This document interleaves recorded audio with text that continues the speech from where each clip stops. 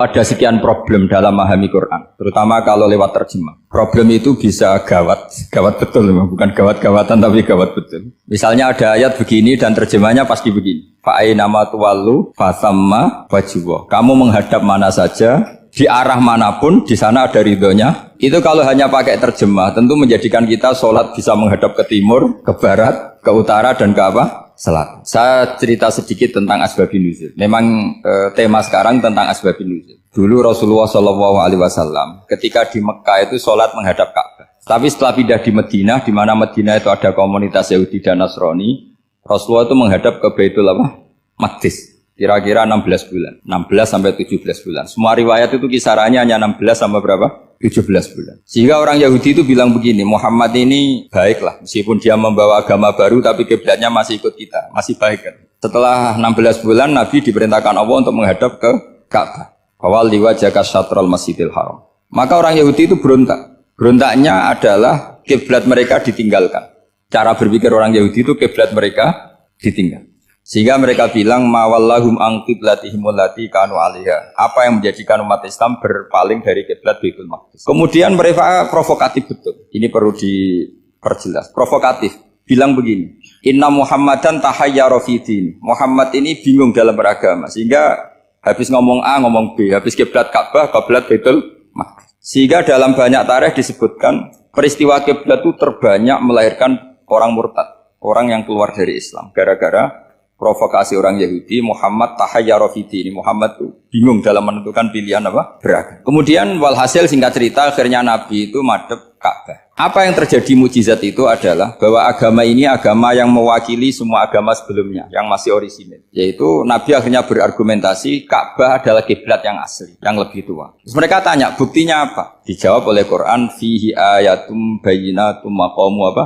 Ibrahim. Ka'bah bukti tertua adalah di situ ada makam Ibrahim. Makam itu jejak kaki. Ya kalau bahasa Indonesia makam itu kuburan. Kalau dalam bahasa Arab makam itu jejak apa? Jejak kaki. Sehingga diketahui oleh sejarah dibuktikan di situ ada jejak kaki siapa? Nabi Ibrahim. Sementara nisbatnya Baitul Maqdis itu adalah kepada Nabi Musa dan Nabi Harun. Yang ini adalah turunan dari Nabi siapa? Ibrahim. Hikmahnya apa? Begini, sebagai bukti bahwa Baitul Maqdis pernah menjadi poros Islam atau poros Tauhid, maka Nabi Muhammad pernah disuruh menghadap ke Baitul Maqdis. Buat inget-ingetan kalau ini pernah menjadi poros apa? Tahu? Tapi tetap tua-tuaan masih tua apa? Nah, kenapa tua Ka'bah tadi? Karena Ibrahim adalah Abul Anbiya, bapak dari para. Dan di situ ada jejak kakinya. Fihi ayatum bayyinatum maqam. Bukti itu belum cukup. Dibuktikan lagi bahwa Ismail kecil itu hidupnya di Ka'bah. Kita tahu sa'i bainas Safa wal Marwah adalah karena Siti Hajar sedang mencari apa? Jadi ada bukti sekian, bukti empirik bahwa Ibrahim itu kiblatnya itu Ka'bah, bukan Baitul. Sehingga ada kata-kata fihi ayatum bayyinatum maqamu Ibrahim. Nah, tanpa ngerti asbabun nuzul, kamu akan mengartikan fa'ainama tuwallu fasamma wajhullah itu salah. Karena di situ kamu menghadap mana saja, maka di situ ada ridhonya Allah. Maka para ulama memberi catatan, maksudnya begini, kamu menghadap kemana saja, asal itu yang diperintahkan Allah, maka di situ ada ridhonya Allah. Harus seperti itu maknanya, disesuaikan dengan konteks asbabun nuzul. Tanpa seperti itu tidak bisa. Dan masih banyak lagi kepentingan tentang asbabun nuzul. Jadi problem sekarang adalah banyak mufassir yang hanya mengartikan dari terjemah. Itu bahaya sekali. Jika ada orang yang menikah secara mut'ah, itu kan mirip kayak transaksi zina. Mereka berdalil famastamta'tum bihi minhunna fa'atuhunna ujurahun. Perempuan yang sudah kamu nikmati, yang penting kamu bayar. Terjemahnya seperti itu.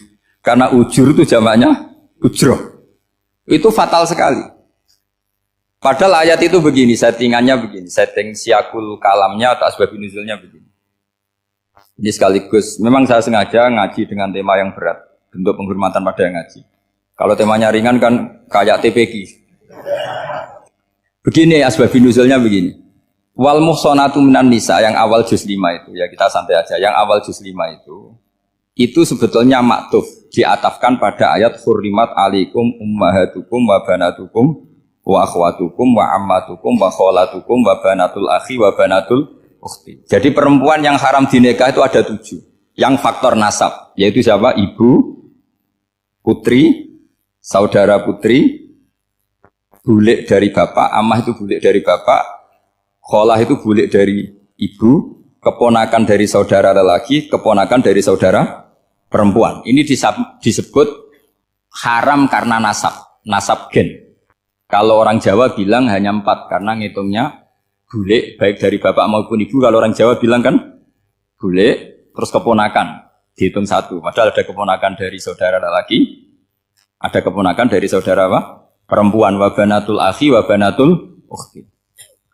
Terus kedua haram karena rodok. Kita tahu dalam hukum Islam rodok adalah sama dengan nasab. Jadi ibu yang pernah menyusui kamu berarti jadi ibu kamu. Dan saudara sepenyusuan berarti menjadi saudara kamu. Ini disebut wa ummahatukumul lati arda'nakum wa akhwatukum minar radha'. Terus ketiga haram karena musaharah, karena besanan. Jadi pagi ini misalnya saya nikah dengan Sri, bilang qabiltu nikaha wa taswijaha bil mar'il madkur. Setelah nikah dengan Sri ini otomatis ibunya dia menjadi mertua. Otomatis haram saya apa? Nikah. Ini namanya haram karena musaharah. Atau kamu punya anak Zaid. Zaid pagi ini akad dengan Sri. Berarti Sri adalah menantu Anda. Otomatis haram bagi Anda. Itu namanya haram karena musaharah, karena bisanan. Itu yang disebut waroba apa haram-haram itu kan saat terus itu wa ummahatu nisaikum. Apa ibu dari istri-istri kamu. Memang ini agak jelimet, tapi memang syaratnya mufassir harus biasa jelimet. Jangan hanya nyari partai ayat-ayat untuk kepentingan partai. Wah itu ngeri. Kacau Quran dipakai kampanye. Terus itu berarti sudah 3 kan? Haram karena nasab, karena rodok, haram karena musaharah. Terus yang keempat ini haram yang bukan karena sebab pada seorang perempuan, tapi karena istri orang. Disebut wal muhsanatu minan nisa. Haram menikahi perempuan yang masih milik orang lain. Nah, orang lain yang menikahi ini, istilahnya Allah adalah lelaki yang menikahi perempuan ini adalah lelaki sing muhsinina ghairu musafihin, secara nikah yang sah. Nah, nikah yang sah itu begini dalam hukum fikih Islam. Saya nikah dengan Sri, kalau hanya akad, itu saya wajib bayar mahar hanya separuh. Jadi kalau saya janji bayar 1 miliar, berarti wajib bayar berapa? 500 juta. Kalau janjinya 100 juta hanya bayar 50 juta. Itu yang wajib bil akdi. Nanti wajib sepenuhnya nunggu bil jima. Kalau sudah hubungan intim baru wajib 100%. Jadi kalau ada di Jawa nikah dengan seperangkat alat sholat itu yang atasannya tok itu wajib karena akad. Nanti bawahnya nunggu setelah hubungan apa? Intim. Nah, ini hukum Quran bukan hukum saya. Makanya kan wa in talaqtumuhunna min qabli an tamassuhunna saat terus fanis huma faradtum. Hanya wajib bayar setengah. Nah, perempuan yang sudah diajak hubungan intim itu kata Allah fa'atuhunna ujurahun, maka wajib kamu bayar Jadi ayat itu tentang perempuan yang sudah dinikah, kita harus bayar berapa? Harus bayar penuh. Ini penting saya utarakan. Nah, problem kita sebagai orang Indonesia, ini juga problem Pak On, problem semua kiai. Mahar di Indonesia itu nggak bisa dibahas di Quran. Karena keterlaluan, kecilnya itu keterlaluan. Saya ini kan kiai, sering ngakatkan tuh sampai bosan, seperangkat alat sholat itu ngawur sekali. Ini mbak-mbak harus nggak mau gitu. Saya provokasi minimal itu ya berapa? 100 juta berapa? Pantasnya berapa? Pantasnya berapa? 10 gram itu berapa nilainya? Kan 1 gram 500 ribu, baru 5. Ya sudah mendingan itu 10 gram. Quran itu bayangannya gini, sambil latihan, yang hafal-hafal biar latihan. Jangan dapat beasiswa karena hafal tapi nggak jelas juntrungannya. Quran itu bayangannya gini, ini nggak mungkin Quran ini bisa dibaca di Jawa. Wa in aradtum istibdala zawji makana zawji wa ataitum ihdahunna qintaran fala ta'khudhu minhu syai'a. Jika kamu nikah sama seorang perempuan, kemudian kamu cerai, maka mahar yang sudah kamu berikan jangan ambil lagi. Karena mahar di Arab itu mahal, 100 juta, kadang mobil Alphard, kadang GMC. Sehingga setelah menceraikan tuh kebayang menarik. Kok enak, dulu saya memberikan itu kan karena dapat servisnya, sekarang sudah saya cerai, saya tarik. Kalau mahar di Indonesia kan seperangkat alat sholat. Jadi gak kebayang ada kalimat fala ta'khudhu minhu syai'a, jangan ambil lagi. Kebayang ngambil aja enggak? Apalagi kalau nikahnya sudah 2 tahun kan sudah lusuh, sudah. Tapi kalau di Arab itu kebayang karena mahal. Makanya orang Arab suka nikah orang Indonesia karena murah. Jadi bahasa kintoron itu harta yang nggak ternilai. Wa ataitum ihdahunna kintoron. Kok yang nggak ternilai? Mahal betul. Itu pernah saya hitung. Ada yang mahar itu 400 juta. Ya sekira segitu. Nah makanya setelah dicerai Allah memperingatkan setelah kamu kasihkan ya jangan minta lagi. Kenapa kepikiran minta? Karena jumlahnya besar. Kalau di Indonesia kepikiran nggak minta ya? Nggak kepikiran, saking kecilnya. Seperangkat alat sholat kadang 1 juta. 1 juta itu setelah hubungan intim, sebelumnya yang wajib hanya 500. Itu kan nggak kebayang. Makanya susah ngartikan Quran di Indonesia, kadang susah karena kadang terlalu. Itu pernah Sayyidina Umar radhiyallahu anhu pernah bilang begini. Wahai para perempuan, mahar itu jangan mahal-mahal. Kasihan para lelaki. Itu ada perempuan alimah ya, orangnya alim betul. Itu usul langsung gini, ya Amirul Mukminin, laisa dzalika laka ya Amirul Mukminin. Waqad qala ta'ala wa ataitum ihdahunna qintaran. Kamu hanya seorang Amirul Mukminin, tidak berhak bikin aturan pembatasan mahar. Allah saja tidak batasi. Kenapa kamu batasi? Sehingga dulu yang namanya nikahnya Sulaiman Agung atau Jamaluddin siapa Ratu Agung, kalau hadiah ya sampai tas mahal itu. Ini kan dari bahasa Arab mumtaz mahal. Mumtaz itu istimewa, mahal itu tempat. Dia punya istri yang sangat dicintai, dikasih hadiah mumtaz mahal. Terus ilat Jawa jadi apa? Tas mahal. Itu sama Mujid Ulil Albab kalah. Itu kalau cerai kan kepikiran minta lagi. Dikasihkan yang baru. Tapi kalau di Indonesia tidak mungkin karena apa tadi? Seperangkat alat sholat. Begitu nyari yang murah lagi. Yang bagus kitanya, bungkusnya yang bagus. Maka nggak mungkin kita maknani Quran tanpa mengenal yang bernama asbabin. Karena makna ayat itu bisa kacau kalau kita tidak tahu asbabin. Yaitu kayak tadi makna fa'ina ma tuwallu fasamma wajibwa. Itu maknanya kan kamu menghadap mana saja, boleh saja di sana ada ridhonya Allah. Berarti kan bisa ke timur, ke selatan, ke utara, ke barat. Itu bahaya betul. Sehingga kata ulama harus mengkaji asbabin supaya porsi ayat ini sampai semana jauhnya itu kita tahu. Tanpa tahu itu tidak bisa. Begitu juga menyangkut kiblat. Sekarang saya tanya, kemarin kan ramai dulu di Kemenak, kiblat semuanya diukur dengan GPS, terus beberapa masjid dikomentari salah. Karena diukur pakai apa? GPS. Kalau dalam bahasa falak disebut yaumarosdil kiblat. Memang bisa diilmoni. Tapi pertanyaannya begini, dari awal Allah ngendikan fawalli wajhaka syatral masjidil haram. Kamu yang penting sholat itu menghadap masjid. Masjid itu ya bangunan. Sehingga kata Ibnu Abbas yang diriwayatkan banyak ulama mengatakan al-Ka'bah kiblatun li ahlil masjid wal masjid kiblatun li ahlil haram wal haram kiblatun li ahlil masyriq wal maghrib. Jadi kalau orang di dalam masjid, kiblatnya harus Ka'bah. Di luar masjid, kiblatnya asal bangunan Masjid Haram. Tapi di luar sini, kayak di Indonesia, boleh semua tanah haram. Kenapa begitu? Kata Ibnu Abbas, karena Quran turun bilisanin Arabiyyin mubin. Jadi kalau orang Jogja, kalau mau ke Jakarta, arahnya kemana? Barat. Itu sebetulnya ketika Anda ke barat itu persis Jakarta, apa bisa saja pasnya itu Pangandaran. Tapi orang itu akan bilang kalau ke barat ya ke Jakarta. Meskipun presisi Anda tepatnya di Pangandaran. Nah kiblat seperti itu, asal orang menghadap ke barat itu orang sudah bilang ke kiblat. Gak usah sedetail misalnya harus pas Ka'bah. Saya pernah debat sama tim ahli Kemenang. Gak bisa Gus, sekarang ada GPS harus tepat Ka'bah. Terus saya bilang gini, kalau teori Anda benar berarti semua masjid luasnya maksimal 16 meter. Ka'bah itu luasnya hanya 16 meter. Berarti Masjid Ulil Albab yang pojok sana sama pojok sana, kira-kira itu ya sudah tidak kena Ka'bah. Kalau harus tepat, Ka'bah itu kan diameternya hanya 16 sampai 18 kalau nggak salah. Berarti semua masjid kalau ingin tepat Ka'bah harus pas 16. Kalau terlalu luas pilihannya harus cekung. Kan jadi aneh. Makanya saya itu sering Pak, dulu saya ini biasa debat fikih. Kalau di tradisi pesantren namanya basul masail. Saya punya teman yang paling kurang ajar, yang paling saya kenang dalam panjang sejarah.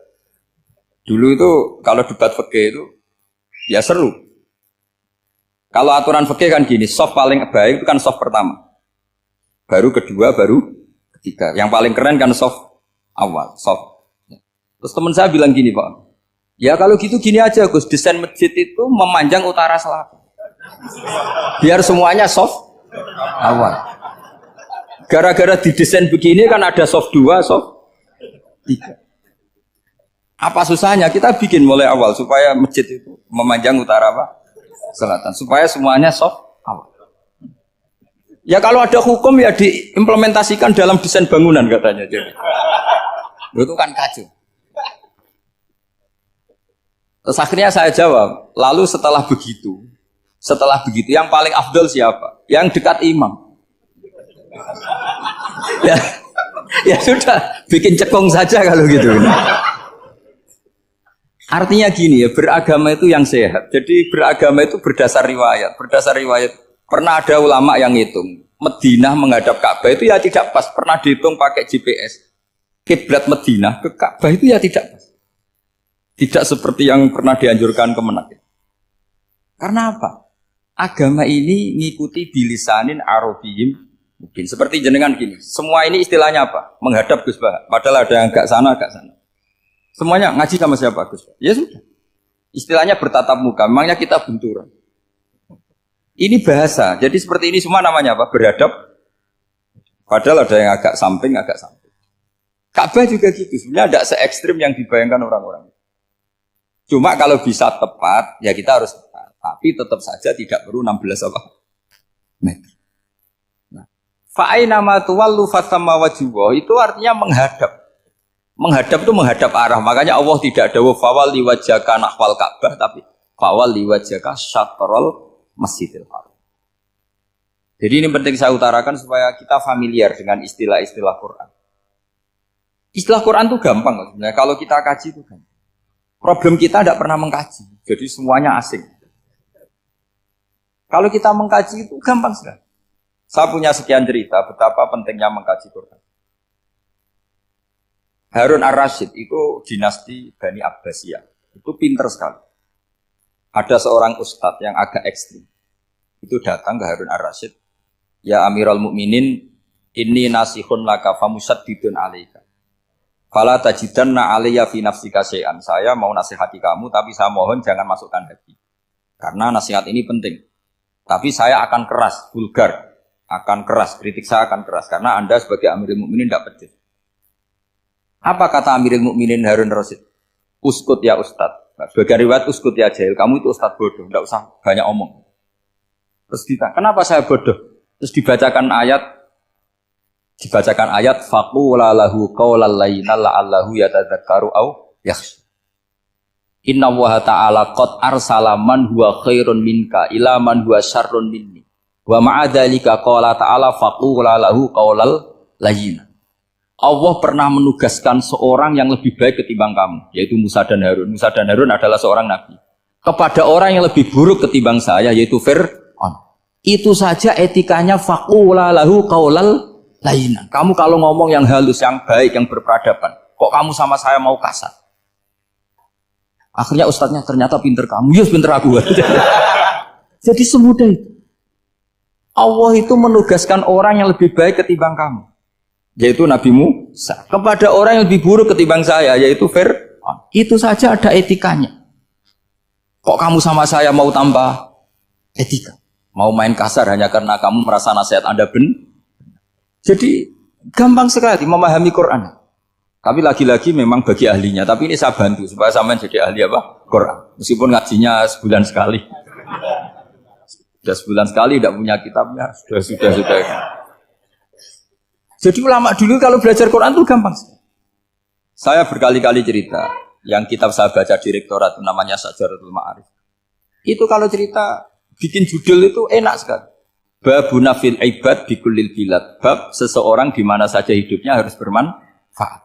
Terus dalilnya itu hanya mengutip makalahnya Nabi Isa, wa ja'alani mubarakan ainama kuntu. Ciri utama seorang nabi apa? Saya di mana-mana adanya berkahi orang lain. Jadi berkah bagi orang lain. Maksudnya tidak jadi problem bagi orang lain. Artinya kamu hidup entah di Jogja seperti Pak Ono orang Jember, saya orang Rembang. Hidup di Jogja manfaat, di Jember ya manfaat, di mana-mana manfaat. Saya pernah di Korea seminggu ya manfaat. Saudara kita TKI yang di Korea manfaat, di sana bikin masjid, bikin apa. Karena ngendikane Allah menceritakan Nabi Isa siapa? Wa ja'alani mubarakan ainama kuntu. Saya adalah orang yang di mana-mana berkah. Artinya manusia eksistensinya harus seperti itu, hidup di mana saja. Gampang sekali memahami Quran. Pernah Imam Syafi'i ditanya, kalau kamu nggak kehilangan air atau nggak ada air di satu daerah, cari-cari dulu sampai nggak ketemu. Setelah nggak ketemu air, baru kamu boleh tayam. Imam Syafi'i ditanya, apa dalilnya harus mencari dulu? Kalau nggak ada air ya langsung tayamum saja. Kenapa harus nyari-nyari dulu? Jawabnya Imam Syafi'i itu gampang sekali. Qala ta'ala falam tajidu ma'an. Kemudian kamu tidak menemukan air. Di mana-mana tidak menemukan setelah mencari. Kalau belum mencari namanya tidak tahu. Kan ayatnya kan falam tajidu ma'an. Kemudian kamu tidak menemukan air. Tidak menemukan tuh nyari dulu apa langsung ambil sikap? Nyari dulu baru kesimpulannya tidak ketemu. Kalau belum pernah nyari namanya tidak tahu. Segampang itu ulama dulu memahami Quran karena konstruksinya utuh. Yaitu mereka tahu betul bahwa Quran itu bilisanin Arabiyim. Ketika Futuhat Syam. Syam dulu itu dikuasai tentara Romawi. Era Sayyidina Umar Futuhat. Yerusalem dikuasai tentara Islam. Itu awal Sayyidina siapa? Umar radhiyallahu anhu. Ketika Futuhat mau ada pesta besar-besaran. Tapi Umar menolak. Ketika menolak, kenapa Anda menolak? Beliau hanya baca ayat Inna Allaha ta'ala ayyara qauman faqala adhabtum thayyibatikum fi hayatikumud dunya. Allah itu mengkritik satu komunitas kaum yang zaman di dunia menghabiskan semua kenikmatan. Maka kita tidak perlu syukuran besar-besaran. Jangan-jangan jatah kita di akhirat kita habiskan di dunia. Itu adhabtum thayyibatikum fi hayatikumud. Semudah itu. Semudah itu ulama. Rasulullah pernah dahar, pernah makan. Makan karena 3 hari gak makan, cara di Indonesia gak makan nasi, gak makan daging, sudah lama sekali. 3 hari Nabi hanya makan kurma dan air putih. Pernah Nabi gak makan roti sampai 3 hari. Kalau Indonesia mungkin gak makan nasi. Di hari ketiga, ada sahabat yang berbaik hati, Nabi disembelihkan kambing, dipotongkan kambing, Nabi disuruh dahar. Itu baru dahar setengah piring, Nabi berhenti. Ketika ditanya, setengah piring itu kan sudah kuat. Untuk sholat, untuk apa sudah kuat. Ditanya, ya Rasulullah kenapa berhenti? Bukankah engkau tidak makan ini 3 hari? Nabi menjawab, walatus alunna yauma idzin anin naim. Semua nikmat yang saya rasakan nanti ada pertanggungjawabannya. Makanya saya tidak ingin banyak-banyak. Wah itu kalau diterapkan di sini enggak populer. Makanya saya tahu gayanya ngaji Quran itu enggak siap dengan konsep-konsep Quran itu. Jadi segampang itu orang dulu. Nah karena apa ya itu tadi? Mereka tahu asbabun nuzul. Quran itu diturunkan dalam konteks apa? Lafat ini arahnya kayak apa? Mutlak muqayyadnya kayak apa? Muhkam mutasabihnya kayak apa? Nasah mansuhnya kayak apa? Nah sedikit saya cerita ini mungkin contoh terakhir supaya agak lama-lama. Nanti bingung kalau lama. Yang bingung ya saya. Bingung cara memahamkan. Jadi kalau guru itu kan bingung cara memahamkan. Kalau murid bingung cara memahami. Gak tahu tingkat kebingungannya sama. Kalau guru itu bingung cara memahamkan. Kalau murid bingung cara. Jadi ini pertemuan 2 kelompok bingung. Yang satu bingung cara memahamkan. Yang satu bingung cara. Kalau orang ekstremis bingung cara merusak suasana. Itu gak benar itu. Ada loh. Rasulullah itu nabi. Itu paling pusing yang ngadepi orang-orang yang ekstrim. Karena apa? Cara berpikir itu lompatannya itu gak tertib. Jadi Nabi itu cara berpikir itu kecerdasan nubuah. Sementara orang ekstrim cara berpikir itu kecerdasan nafsu. Bukan kecerdasan manusia. Kalau manusia masih baik nafsu. Misalnya begini, kalau dalam tradisi nubuah itu. Saya dengan Pak Anu berteman lama. Mulai tahun 2000 berapa. Itu kalau Pak Anu bertamu ke saya, harusnya tidak usah tak kasih makan. Karena sudah dekat. Tapi kalau kenalan baru itu dikasih makan, disangoni. Jadi Nabi itu perilakunya agak unik. Akhirnya ada orang yang cara berpikir itu dangkal. Ya Rasulullah ini tidak fair. Yang iman lama tidak diservis, yang iman baru diservis. Cara berpikir Nabi begini, orang Ansor itu kan sering memberi Nabi. Perjuangannya Nabi ditopang orang apa? Ansor. Donatur lah, kira-kira orang Ansor itu donatur. Donatur itu keren. Karena donatur itu artinya al-yadul ulya khairum minal yadis. Sehingga ketika Nabi sudah menguasai negara, menguasai Mekah, Madinah, sudah futuhan. Itu orang Ansor tetap tidak diservis. Yang diservis Nabi itu orang-orang baru masuk Islam, disebut wal mu'allafati qulubu atau Islam mu'allaf. Ada 1-2 orang yang protes, tentu yang enggak pinter. Tukang protes pasti tidak pinter. Wong iskal-iskalnya sendiri, kotaknya enggak sampai-sampainya sendiri, orang lain disuruh jawab. Makanya di sini tidak ada tanya jawab, nanti iskal-iskal kamu sendiri, bingung-bingung kamu sendiri, saya disuruh jawab. Berarti Gus Pak enggak mau ditanya, ya memang enggak mau karena tadi Jawab sendiri aja, nanti pinter sendiri. Kapan-kapan pinter sendiri. Akhirnya tanya begini, cara tanya gini. Ya Rasulullah, ini enggak fair. Orang sudah Islam lama setelah negara terbuka milik Anda, setelah kita menang, setelah kita menguasai negara, enggak kamu servis. Sementara yang baru Islam kamu, Nabi itu bertanya senyum-senyum, rileks saja. Lama-lama tambah ekstrim pertanyaan. Kata Umar, ya Rasulullah saya beri izin untuk membunuh orang ini. Umar itu pikirannya karena mangkel lo Nabi. Nabi jangan. Kalau kamu bunuh nanti apa kata orang banyak? Inna Muhammad dan yaqtulu ashabah. Dikira Muhammad membunuh sahabatnya sendiri. Nabi masih mendengar. Komplainnya masih dengar. Lama-lama Nabi memberi penjelasan. Kamu ini orang Ansor. Kamu biasa memberi saya, memberi dana perjuangan. Memberi itu hebat. Saya tidak ingin menurunkan grade Anda. Grade sebagai pemberi, berarti kelasnya elit. Sekarang menjadi penerima. Itu tidak bagus. Itu betapa Rasul ini namanya kecerdasan nubuah. Kalau orang biasa memberi, biar memberi saja. Supaya dia tetap heroik, tetap patriotik, tetap keren. Karena mentalnya jangan sampai dari mental memberi, kemudian mentalnya peminta. Jadi kalau Pak On jadi tim suksesnya Pak Jokowi, dia tidak minta-minta. Kalau dulu kampanye, ya kampanye saja. Biar memberi terus gak pernah minta. Meskipun akhirnya ya gelong. Tapi Nabi dulu tidak gitu. Jadi orang Ansor itu gak pernah diservis. Padahal jasanya kayak gitu. Supaya kelasnya tetap kelas elit. Yaitu pemberi, penanggung jawab. Nabi gak ingin orang Ansor turun grade menjadi penerima.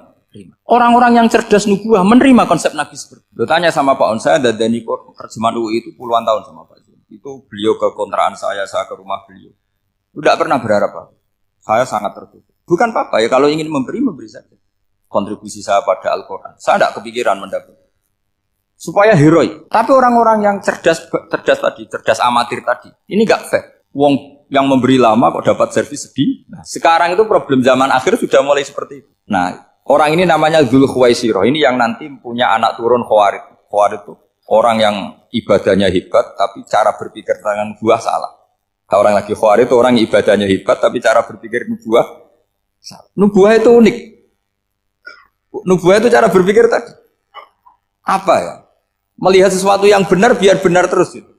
Yaitu tadi, mental memberi itu ya biar memberi terus, tidak usah di-share.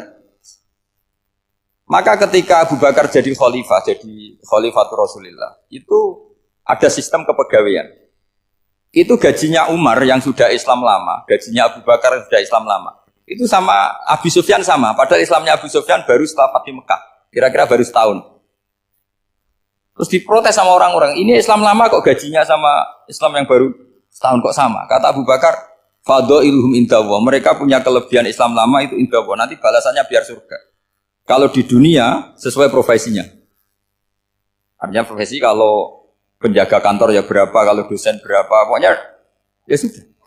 Dan itu diterima oleh sahabat. Semuanya nerima konsep itu. Era Umar agak dibalik. Abu Sufyan kira-kira gajinya 1 juta. Yang lainnya yang menangi Nabi mulai awal gajinya 10 juta. Ditanya, ya Umar kenapa ini jadi rubah seperti kebijakan Abu Bakar, tidak seperti Abu Bakar? Jawabnya Umar lucu. Fawwah la usawwi baina man qatala Rasulullah wa baina man qatala ma'a Rasulillah. Demi Allah saya tidak akan pernah menyamakan orang yang dulu merangi Rasulullah yaitu Abu Sufyan dengan orang sing selawase dari anak Rasulullah yaitu Sayyidina Ali dan sebagainya. Ini penting. Artinya ketika gajinya orang saya seperti Ali radhiyallahu anhu itu tinggi itu bukan karena lamanya Islam, tapi karena lamanya iman. Jadi mulai dulu ijtihad itu ada dan dulu dia biasa saja. Karena tadi ada kecerdasan nubuah. Saya ulang lagi, ada kecerdasan apa? Sekarang itu kecerdasan tomak atau kecerdasan nafsu. Itu kalau sampai ngaji kitab tasawuf, itu bab bakhil itu tidak ada. Menurut kitab tasawuf, medit itu tidak ada, kikir itu tidak ada. Yang ada itu tomak. Tomak itu berharap dikasih orang lain. Sampai pernah enggak bilang kalau artis-artis di Jakarta kikir? Tidak pernah kan? Karena kamu tidak pernah ingin diberi. Tapi kalau kamu punya pacar karena kenal tidak pernah ditraktir, oh pacar saya kikir. Karena kamu ingin diberi. Pernah enggak kamu ngukumi orang lain kikir yang enggak kenal? Padahal tidak pernah memberi kamu. Apa? Karena kamu tidak pernah ini. Coba sekarang kamu saya tanya, ini latihan cerdas. Definisi kikir itu apa coba? Enggak pernah memberi kamu kan? Artis-artis Jakarta, tokoh-tokoh nasional pernah enggak memberi kamu? Enggak kan? Tapi enggak pernah kamu vonis kikir karena kamu enggak pernah tomak. Tapi pacar kamu kok amen ditraktir terus, atau istri kamu atau mertua kamu kok enggak ngasih warisan, kamu bilang kikir enggak? Sebabnya kikir betul apa karena kamu tomak berharap? Tomak. Maka di kitab tasawuf itu enggak ada bab kikir, yang ada bab tomak. Karena asal usul menvonis orang kikir itu karena tamak. Maka jangan banyak kenal orang, nanti banyak hukum kamu kan. Sombong juga gitu. Di tasawuf itu enggak ada bab sombong. Karena orang hukumi orang lain sombong itu karena kamu ingin dihormati. Ada orang enggak kenal, terus lewat saja enggak tanya kamu. Kamu bilang sombong enggak? Enggak kan? Tapi kalau kenal, oh sombong betul, kenal enggak tanya kan itu. Jadi tasawuf itu sisi unik dari khazanah Islam. Makanya di tasawuf itu enggak ada kritik terhadap kikir. Ya tentu kikir itu buruk, pasti ya kikir itu buruk. Tapi enggak perlu dikritik. Jangan-jangan yang salah kamu. Terus ingin kenal Pak Jokowi ingin jadi menterinya, nanti kenal rektor ingin jadi pegawainya. Ketika enggak diturutin bilang Pak Rektor kikir. Tapi orang lain ya Kak pernah berharap, mungkin enggak menvonis Pak Rektor atau Pak On ini kikir, enggak kan? Berarti vonis kikir itu status orang itu apa enggak kesampaian niat kamu? Memang agak jelimet ilmu tasawuf itu, tapi itu unik, itu bagian dari khazanah apa? Islam. Makanya Rasulullah itu sering isti'adah minta perlindungan wa min toma'in fi ghairi matma'in. Ya Allah, saya tidak ingin berkeinginan yang tidak layak. Coba kamu protes negara itu karena apa? Ingin makmur sejahtera tanpa kerja sehingga nyalakan menteri keuangan, menteri ini itu. Makanya kalau guyonannya ulama tasawuf gini, tak beri bocoran. Guyonannya orang tasawuf. Begini guyonannya. Anta lam tajid min nafsika kullama turid. Fa kaifa turidu min ghairika kullama turid. Kamu yang punya keinginan saja tidak bisa memenuhi apa yang kamu inginkan. Kenapa keinginan itu kamu timpakan ke orang lain untuk memenuhi kamu? Wong kamu yang punya keinginan saja tidak bisa mewujudkan. Kenapa keinginan Anda kamu timpakan, bebankan orang lain untuk memenuhi keinginan Anda? Misalnya kamu, Gus saya ini goblok, tolong pinterkan. Wong kamu yang ini saja tidak bisa. Kok menyuruh saya? Jadi kalau tiap tasawuf itu unik. Seperti kamu mencintai istri tulen, itu ingin kan dicintai istri tulen. Kamu sendiri kan nggak bisa cinta tulen, masih pelengahan sana sini. Kamu pacaran, ingin pacar kamu setia. Ternyata kamu bikin sekian alternatif. Kalau putus ini punya ini, putus ini. Tapi kamu ingin ini setia, kan gak fair. Makanya guyonnya orang tasawuf itu, anta lam tajid min nafsika kullama turid, fa kaifa turidu min ghairika kullama turid.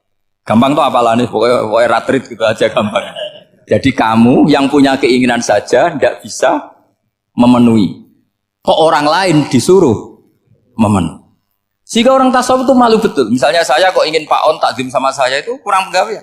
Kalau saya ingin ditakdimi saya menakdimi diri saya sendiri. Makanya berbahagialah orang yang ngilu terus saya ganteng sendiri ya Allah. Saya kaya sendiri. Menunggu orang lain bilang kamu kaya itu repot. Menunggu orang lain bilang kamu hebat itu, ya sudah bilang aja ya Allah saya hebat, ya Allah saya ganteng, ya Allah saya cantik. Daripada menunggu orang lain bilang apa? Cantik. Jadi ilmu tasawuf itu unik. Jadi kalau fikih itu yang dikritik itu kikir. Kalau tasawuf enggak tomak.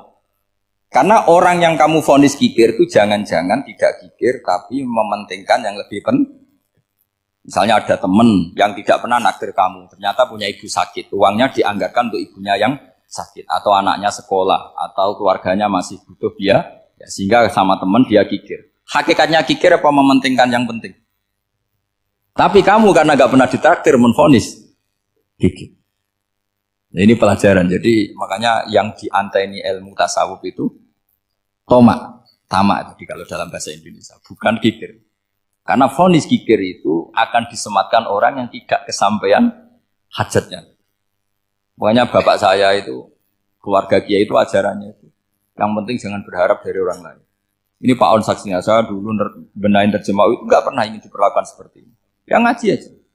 Karena pikirannya keluarga kiai itu sederhana. Kalau ngamal ya ngamal saja. Ngamal tuh heroik.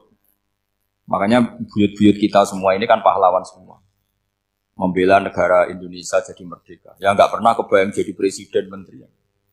Tapi sekarang nggak, ngamal sedikit saja harus jadi menteri. Jadi ini bahaya kalau dalam kelangsungan bernegara. Karena orang biasa transaksional. Awal negara ini dibangun berdasar heroik, bukan berdasar apa?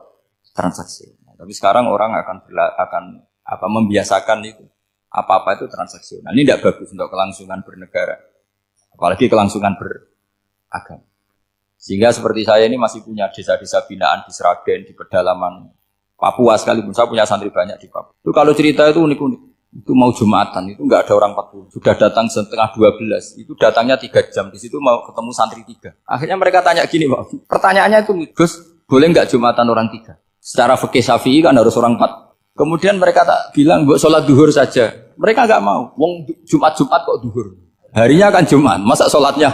Sehingga kita yang jadi kiai akhirnya nyari fikul madzhabil arba, nyari fikih madzhab 4. Ternyata Imam Malik membolehkan orang 6. Ada yang bilang 12. Yang penting keceluk jamun itu kelompok. Kalau 3 kan belum keceluk apa? Belum disebut apa? Ini penting saya utarakan supaya kita berjuang itu bukan karena selfie seperti ini. Tapi yang namanya dakwah itu menjadikan orang tidak tahu menjadi tahu. Termasuk kepada desa-desa tertinggi. Sama. Yang namanya menteri itu pembantu presiden untuk memenuhi kebutuhan rakyat banyak. Sekarang misalnya menteri pertaniannya itu hebat, cerdas. Tapi petani nggak mau nandur padi mau apa? Coba yang membantu ketahanan pangan itu para petani mau nanam padi apa karena menteri pertanian? Karena petani mau nanam. Ya sudah GR saja, kita pembantu presiden semua. Karena ikut menyumbangkan ketahanan pangan. Tapi kamu kan nggak digaji, kita keren, ngamal tanpa harap gaji. Ini penting. Supaya Anda itu nggak hati kecil gitu. Ikut menyumbang negara tanpa ingin dapat gaji. Keren nggak? Nah, itu nubuah. Apa? Nubuah. Orang Ansor itu seperti itu. Sehingga ketika Rasulullah wafat dan ada kompetisi kepemimpinan, itu orang Ansor gak ikut. Sudah kita makmum saja, silahkan dibagi di. Saking baiknya orang Ansor. Nah, makanya saya ulang lagi ya. Kecerdasan nubuah ini yang gak difahami orang Khawarij. Orang Khawarij cara berpikir yang kerja banyak harus dapat banyak. Sementara kecerdasan nubuah enggak. Yang biasa memberi, terus memberi saja. Biar derajatnya tetap al-yadul ulya. Bismillahirrahmanirrahim. Ini saya baca supaya dapat berkahnya ulama-ulama dulu. Karena ini dikarang oleh ulama yang dipakai rujukan seluruh dunia. Begini. Qala Ibnu Taimiyah, ma'rifatu sababin nuzuli yu'inu ala fahmil ayat. Jadi mengenali asbabin nuzul itu membantu memahami secara benar ayat itu. Karena tadi, kalau ayat itu dipotong, itu maknanya bisa kacau. Kayak tadi, famastam ta'tum bihi minhunna, fa'atuhunna, ujuruhun. Kalau diterjemah itu kan mendukung kawin mut'ah. Kalau terjemahnya saja, perempuan siapa saja yang pernah kamu nikmati, yang penting kamu bayar. Itu kan aliran sesat dan menyesatkan. Itu konteks asbabun nuzul tidak seperti itu. Perempuan yang sudah menjadi istri kamu. Seorang lagi perempuan yang sudah menjadi istri kamu, jika sudah kamu hubungan intim, maka maharnya harus dibayar penuh. Tapi kalau belum hubungan intim, maharnya hanya wajib separuh. Fanisfu ma faradtum illa ayafuna aw ya'fu alladhi biyadihi uqdatun nikah. Tapi tadi kalau di Indonesia gimana Gus? Itu yang repotnya. Maharnya itu tadi mau kena atasan dan apa? Bawahan. Wah kacau kalau di Indonesia. Sehingga kita bingung kalau dalam logika Arab kan gitu. Bayangannya kalau cerai, kata Allah, fala ta'khudhu min syai'at. Harta yang sudah kamu berikan ke istri jangan diambil lagi. Sampai dilarang ngambil tuh karena jumlahnya banyak sehingga kepikiran ngambil. Kalau di Jawa nggak usah dilarang sudah tidak akan ngambil karena rukuhnya sudah lulus. Itu susahnya baca Quran di Jawa ya. Karena dari awal maharnya terlalu apa? Kecil. Terus beliau Imam Suyuti termasuk di sini menyontohkan yang pasti salah kalau difahami yaitu tadi ayat apa itu fa inama tuwallu fasamma wajib. Jadi beliau terus meringatkan betapa pentingnya mengenali asbabin nuzul. Karena asbabin nuzul itu gampang. Saya ulang lagi, asbabin nuzul itu gampang. Gampangnya begini ya, kan ada satu peristiwa, misalnya begini, Rasulullah itu kan mengkritik penuhanan Lata dan Uzza, berhala-berhala itu dituhankan, dikritik sama Rasulullah. Kemudian mereka begini, karena mereka biasa personifikasi Tuhan, Muhammad, kalau Tuhan itu tidak Lata Uzza, dan itu terbuat dari batu, lalu Tuhan Anda itu dari apa? Amin fiddotin audhabin, lalu Tuhan Anda ini dari emas apa dari perak? Karena mereka nggak bisa membayangkan Tuhan tanpa dipersonifikasi. Terus Allah menurunkan qul huwallahu ahad, Allahus somad, lam yalid wa lam yulad wa lam yakul lahu kufuwan ahad. Karena otaknya mereka sudah begitu, yang namanya Tuhan itu harus dipersonifikasi. Makanya saya kemarin di Korea seminggu. Cerita yang paling unik gini Pak On. Ada bos Islam, ada bosnya TKI yang baik. Mereka mengizinkan pekerjanya sholat. Bareng sholat tuh diingeti ke atas ke bawah. Kok gak ada arcanya? Sehingga setelah sholat dibilang, apa saya berikan berhala sekalipun? Karena gak kebayang ada orang sholat kok tanpa berhala, tanpa Tuhan. Yang kamu sembah itu mana? Kok gak ada? Apa tak belikan? Jadi unik. Nah teman saya yang satu unik lagi, dia termasuk pegawai Garuda yang derekno saya ke Korea itu orang pegawai Garuda. Dia karena orang kaya biasa ke Eropa kemana-mana itu. Singkat cerita dia sholat di mall karena nganggep Korea itu sudah negara maju kayak Eropa. Setelah sholat di mall pas asar itu, security-nya nelpon polisi. Pak polisi di sini ada ritual teroris. Jadi kalau menamakan sholat itu ritual. Jadi artinya apa? Ritual-ritual yang kita lakukan itu macam-macam cara pandang. Orang ateis itu kan Cina kan Korea itu kan ya Cina lah, Korea, Jepang, RRC itu kan sipit. Itu ya yang namanya ibadah sembahyang harus ada patungnya atau ada arcanya atau ada benda-benda itu. Orang Islam kan nggak ada sama. Makanya mereka itu kok bisa? Problemnya kita, saya ulang lagi, ini problemnya. Problemnya kalau ada itu ya repot. Begini misalnya, ini masih tentang asbabun nuzul. Ini contoh terakhir, tentang masih asbabun nuzul. Umar radhiyallahu anhu, sahabat Umar itu kalau mencium Hajar Aswad itu sambil gedumel. Tidak berdoa, tapi gedumel. Masyhur. Itu ada di Bukhari.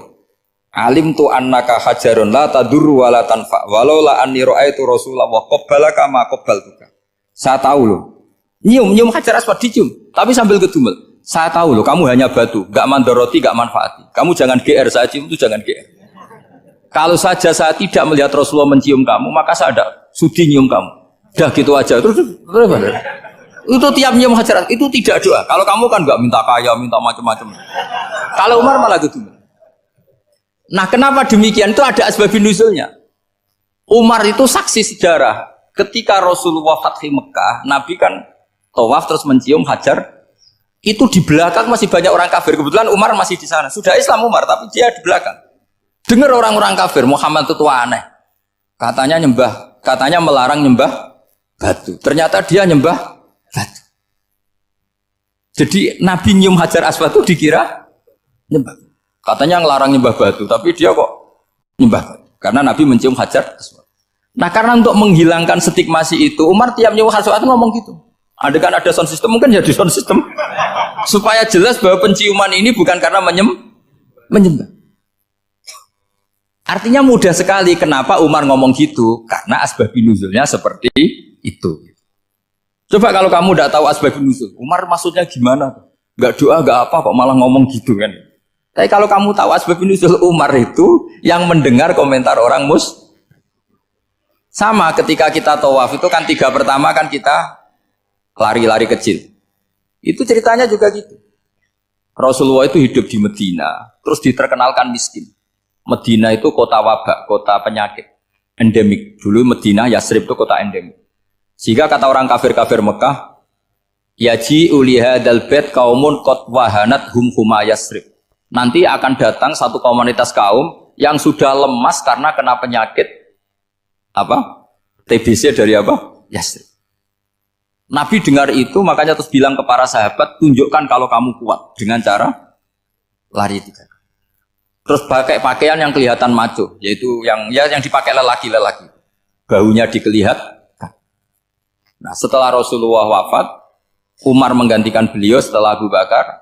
Umar bilang gini, sebetulnya tawaf seperti ini, yaitu lari pertama 3 putaran pertama lari dan memperlihatkan pundak seakan-akan orang maco itu sudah enggak perlu. Karena alasan itu sudah tidak ada. Tapi ini tinggalan Rasulullah, maka jangan rubah ya tetap seperti ini. Akhirnya meskipun sudah tidak ada alasan tadi menjawab stigmasi orang kafir, tetap tawaf seperti itu. Jadi memang agama itu unik. Kadang kita harus tahu alasannya, tapi alasan itu kalau menjadi mahatul hukmi, pijakan hukum sah. Misalnya kamu terus bilang gini, ya berarti tawaf sekarang bebas, gak perlu seperti itu. Karena alasan itu sudah tidak ada. Nah di sini pentingnya riwayat. Riwayat itu begini, logikanya sudah nggak ada, tapi kaifiyah itu, cara itu masih kita terus. Dan itu memang saya ulang lagi harus tahu asbabun nuzul.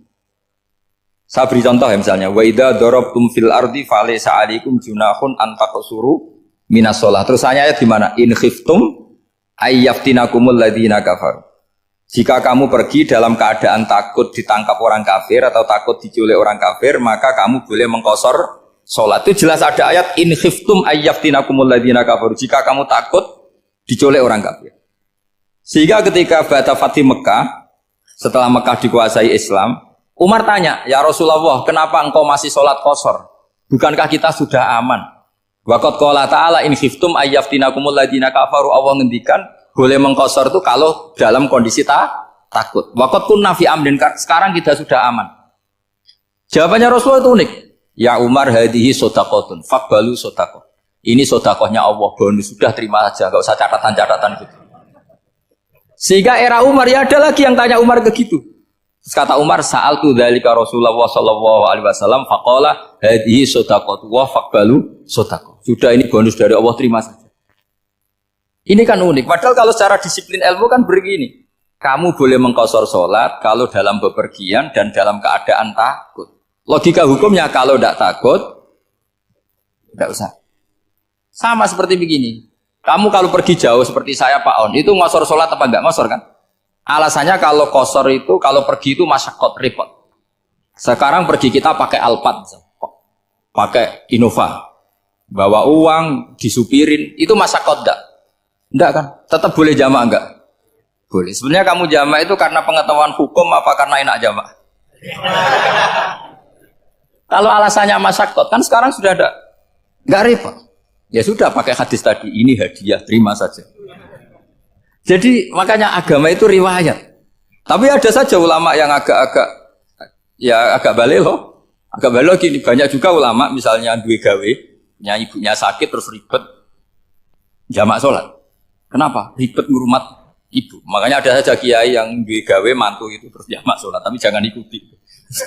Tapi ada saja karena alasannya jamak itu karena apa? Repot. Ya ada saja, tapi ya jangan ditiru. Cuma saya ini cerita analisis hukum itu memang agak-agak unik. Jadi tadi kadang Nabi itu ditanya, ya Rasulullah, kita dulu boleh jamak qasar ini kan karena in khiftum ayyaftinakumul ladzina kafaru, takut diancam orang kafir. Sekarang aman, kenapa tetap jamak? Jawabannya Nabi, ini hadiah, terima saja. Ya ada sahabat yang bantah, kenapa Nabi? Allah itu zat yang baik, kalau sudah ngaji bonus enggak pernah ditarik lagi. Makanya Nabi kalau berdoa itu unik. Ya, siapa yang disiksa di dunia karena dosanya, fawahu akramu min ayyus sanniya uqubatahu fil akhirah. Kalau ada orang salah kok di dunia sudah dikasih sanksi, Allah itu lebih mulia untuk mengulang nanti di akhirat. Akram itu Allah terlalu mulia, maksudnya orang kepikiran wis males ya selesai, tidak akan kalau sampean kan enggak, masih ingin lagi. Jadi itu cara berpikir nubuah. Jadi berpikir nubuah itu beda. Ada orang pas sujud diinjek sama orang fasik, diinjek. Kemudian si yang sujud tadi, wawah la yaghfiru wa laka, demi Allah tidak akan ngampuni kamu. Itu langsung Allah memberi wahyu sama Nabi di zaman itu. Bilangin yang sedang sujud itu, dia harus minta maaf sama saya, kata Allah. Mangzalladzi yata'alla ala fulan. Dia bersumpah bahwa Allah tidak akan memaafkan orang, itu harus diralat. Nabinya iskal, kenapa ya Allah? Yang Tuhan itu saya ini punya sifat dua, bisa menyiksa dan bisa memaafkan. Kenapa dia milih sifat saya satu tidak memaafkan? Akhirnya apa? Orang yang nginjek tadi sama Allah dikasih tobat dan jadi orang soleh. Jadi itu makanya kamu nggak boleh jadi orang ekstrim nyifati Allahnya satu. Nggak boleh, Allah tetap bisa yaghfiru liman yasha wa yu'adzibu may yasha. Sifatnya Allah dua ya tetap dua, nggak boleh kamu pilih satu. Misalnya kamu kan biasanya gini, yang ghafur untuk kamu, yang sadidul uqab untuk orang lain. Mesti kelakuannya sama kan begitu. Nggak boleh seperti itu. Rasulullah kayak apa bencinya sama Wahsy? Karena Wahsy itu qatilu Hamzah. Yang membunuh Sayyid Hamzah siapa? Itu bencinya bukan main Rasulullah. Sampai maksud-maksud Wahsy. Tapi sama Allah malah diturunkan ayat laisa laka minal amri syai'un aw yatuba alaihim aw yu'adzib. Muhammad, meskipun kamu kekasih saya itu tidak wilayah kamu, maafkan atau enggak, terserah saya, kata Allah. Ternyata betul, malah Wahsy dikasih tobat. Nah sekarang enggak, orang itu nyifati Allah sama orang lain syadidul iqab, kalau sama dirinya enggak boleh seperti itu. Allah ya sifatnya tetap. Jadi boleh kamu misalnya berdoa, ya Allah mbak yang cantik itu semoga dapat jadi istri saya. Mbaknya juga boleh berdoa, ya Allah naudzubillah min dzalik. Jadi ini adu kekuatan, nanti terserah nanti awam pihak yang mana. Kayaknya pihak yang perempuan mungkin. Karena kasihan kan kalau cuantik dapat orang apa? Jelek. Saya tuh andaikan boleh fatwa fikih, yang saya haramkan tuh orang jelek dapat orang jelek. Karena kasihan anak-anaknya, tahu-tahu jelek banget. Jadi kan kasihan itu. Jadi dalam Islam itu seperti itu. Jadi apapun benci kita sama musuh kita, Allah bisa saja memperlakukan musuh kita secara baik. Karena Allah itu yaghfir. Tetap kita harus sifati Allah yaghfiru liman yasha wa yu'adzibu. Jangan karena kita benci seseorang seakan-akan Allah sama dia pasti menyek. Itu yang dicontohkan Allah kepada Rasulnya, itu beliau tidak cocok sama Wahsy, malah Wahsy dikasih petunjuk. Makanya terus ada ayat apa, laisa laka minal amri syai'un aw yatuba alaihim aw yu'adzibahum. Muhammad, tidak wilayah kamu, saya menentukan mengadab atau mengam. Makanya rata-rata kiai ulama itu halim. Orang halim itu rileks, layinal janib, tidak gampang menvonis orang lain. Biar Allah tetap dengan sifatnya yaf'alu ma yasha, bahwa Allah bisa melakukan apa saja. Soal kamu benci sama seorang, benci saja atas nama kamu, jangan nyatut-nyatut Allah. Misalnya kamu cinta seseorang, wah ini yang calon presiden ini harus jadi presiden. Ternyata Allah menghendaki jadi menteri, mau apa? Ya Allah yaf'alu ma yasha, mau apa coba? Yang kiai atau Pak On, DPAI, pantasnya kan menteri agama itu Pak On. Tapi kalau Pak yang takdir gitu mau apa ya sudah, Allah ya falu santai aja. Itu rileksnya ahlul ilmi, ya sudah santai saja. Ini negaranya Allah, ini kerajaan Allah, ini buminya Allah, ya Allah biarin ya falu. Mas, jadi Tuhan Allah kamu yang repot. Kira-kira jadi Tuhan itu Allah kamu yang repot. Ya Allah biar tetap ya falu mayasa. Allah boleh ya firli mayasa, ya atibu mayasa. Dulu Nabi punya tantangan sendiri. Agama ini pernah ditinggal Wali Songo, ditinggal Mbah Munawir, ditinggal Mbah Ali Maksum, ditinggal Mbah Abdul Qadir, tetap jalan. Padahal yang meneruskan ya orang-orang nggak jelas seperti ini. Kalau turus pesantren yang paling melanggar ya bosan jadi kiai, ingin jadi profesor, bukan kita.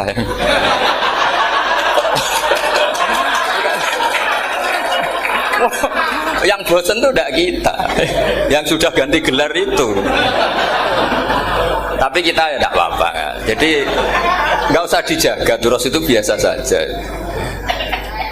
Jadi biasa saja, menurut saya zaman itu biasa saja.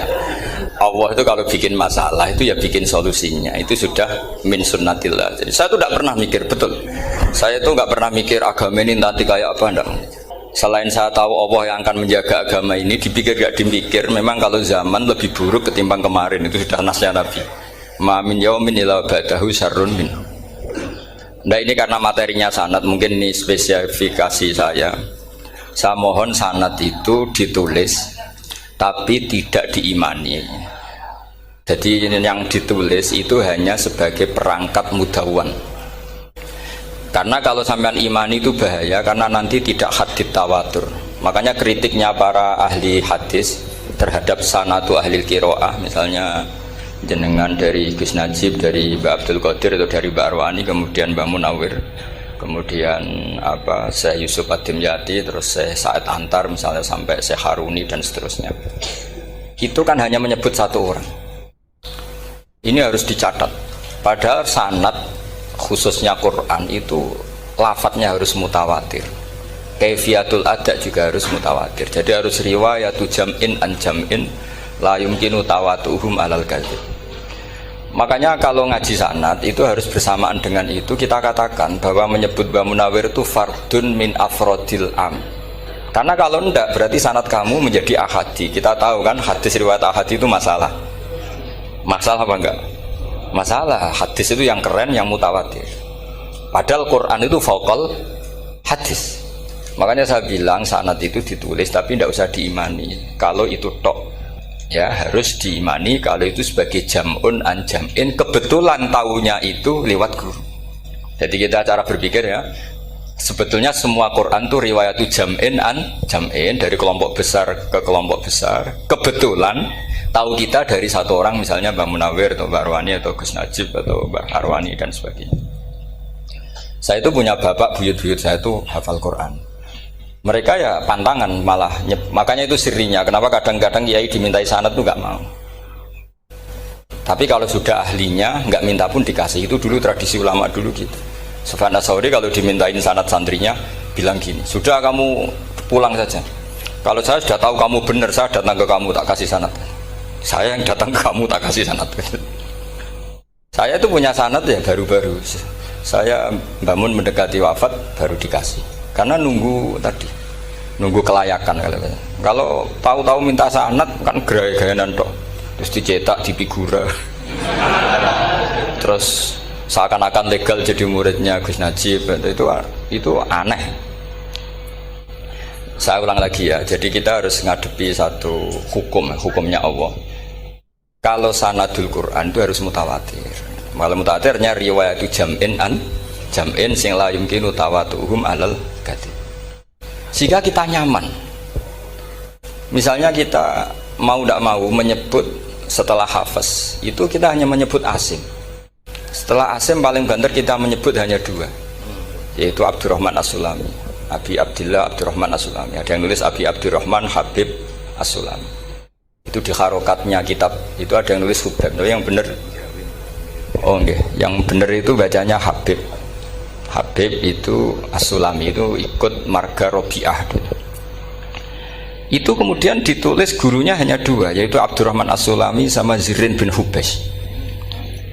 Setelah Zirin bin Hubes, sahabat yang ditulis itu hanya Utsman, Ali, Ubay bin Ka'ab. Ya, Utsman, Ali dan Ubay bin Ka'ab sama Zaid bin Sabit, hanya 4. Sekarang kita teliti betapa bahayanya itu. Bahayanya begini, Zaid bin Sabit itu orang Ansor. Artinya kalau orang Ansor itu tidak menangi periode Makkiyah. Bagaimana dia bisa meriwayatkan semua Quran sementara dia Ansoriun yang notabene hanya mengenal surat-surat Madaniyah, sementara ayat Makkiyah atau surat Makkiyah itu bawahnya. Dan Ubay bin Ka'ab sendiri itu ngajinya itu tidak banyak, karena dia harus ngaji sama Abu Bakar, Umar. Dan dulu gak mungkin setoran kayak sekarang 30 juz karena masyhulun semua orang sibuk. Sehingga kita harus pastikan zikru fardin min afrodir ruwat atau zikru ahadin min ahadir ruwat adalah implementasi dari riwayatu jam'in. Karena ini untuk menjaga status Quran harus mutawatir. Kalian jangan ngawur, itu bahaya sekali. Saya punya banyak tulisan tentang itu, dan karena kalau berupa tulisan itu biasanya terus jadi konsumsi akademik, tinggal seminar terus narasumber untuk duit macam-macam itu makanya saya tidak mau. Saya itu suka ngaji alami, sehingga kalau betul saya dikatakan viral itu saya tidak mikir viral, tidak mikir. Saya ini sudah cocokkan sama Gus Dar, mau daftar wali. Syaratnya wali itu gak peduli dengan makhluk. Kalau saya peduli berarti terdegradasi nanti. Sudah cocokkan sama Gus Dar, Gus daftar wali. Angel Gus, sekarang yang peminatnya tidak banyak kata saya. Karena zaman akhir itu peminatnya jadi rektor tadi. jadi ini nanti dicek saja. Nah dulu mana saya dengan Gus Dar. Karena buyut-buyut saya itu ya sepuh, sama sepuhnya sama buyut. Karena buyut saya kandung itu diantara namanya ada Mbak Maksum. Mbak Maksum itu bin Soleh. Mbak Soleh buyut saya kandung itu gurunya Mbak Soleh Darat. Jadi buyut-buyut saya juga kasepuan. Gus ini juga kasepuan, jadi adu kasepuan. Yang jelas itu entah menang mana tidak tahu. Sing wani rokok berarti menang. Karena berarti berani tidak sopan gitu. Tapi bisa saja menang saya karena legowo. Tadi pamit saya, Gus saya rokok boleh-boleh. Jadi dia lebih keren karena nggak sopan, saya keren karena jembarati. Berarti setingkat lah kira-kira gitu, setingkat.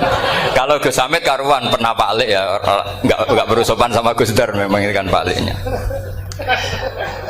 Saya teruskan ya. Jadi anak-anak alumni Al Munawwir ini yang mau dimaui apa lanyah Qurannya, apa tadi dakwah tadi tafakuh, saya juga nggak paham yang dimaksud Pak Mustaqim itu. Karena apa ya?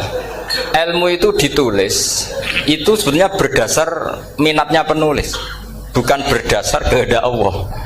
Buktinya gini, sebelum ada metodologi penyebaran agama, itu agama sudah jalan. Ditinggal Nabi Wali Songo agama sudah jalan. Penulis gue disertasi dokter enak, weh harusnya gini. Zaman rong nulis mbok tulis, wah agama wis mlaku. Sebenarnya orang nulis itu kan untuk gelar doktoral, untuk kenaikan pangkat. Mana ada kiai-kiai itu menjadi pinter karena tulisan para doktor? Nggak ada. Agama ini sudah jalan tanpa panduan para penulis dokter-dokter itu. Dulu mana ayo mereka dakwah sama panduan tulisannya? Dulu mana? Dulu dakwahnya. Terus itu dianalisis, terus analisis jadi disertasi. Makanya saya tuh jarang diundang orang mau kalau nggak pernah sepuh. Cuma sial saya yang pernah sepuh ternyata banyak. Akhirnya saya tuh bikin kaidah agak salah dulu. Saya mau diundang hanya yang pernah sepuh. Ternyata yang pernah sepuh itu banyak. Ya kemarin saya datang di hallnya Ki As'ad, terus dia datang di hallnya Pak Hamid. Karena mbah saya kandung itu sepupu sama Pak Hamid Pasuruan. Saya buyut-buyut saya itu orang Lasem sama orang Kudus. Sebenarnya kalau saya mau nakalan itu pakai buyut saya tertua itu, tapi kayaknya enggak lah. Nanti mereka malah ngedu Nabi Adam malah selesai. Karena kalau saya pakai buyut saya yang Mbah Soleh itu, yang gurunya Mbah Soleh Darat itu, nanti sampean pakai Nabi Adam bisa tuntas saya.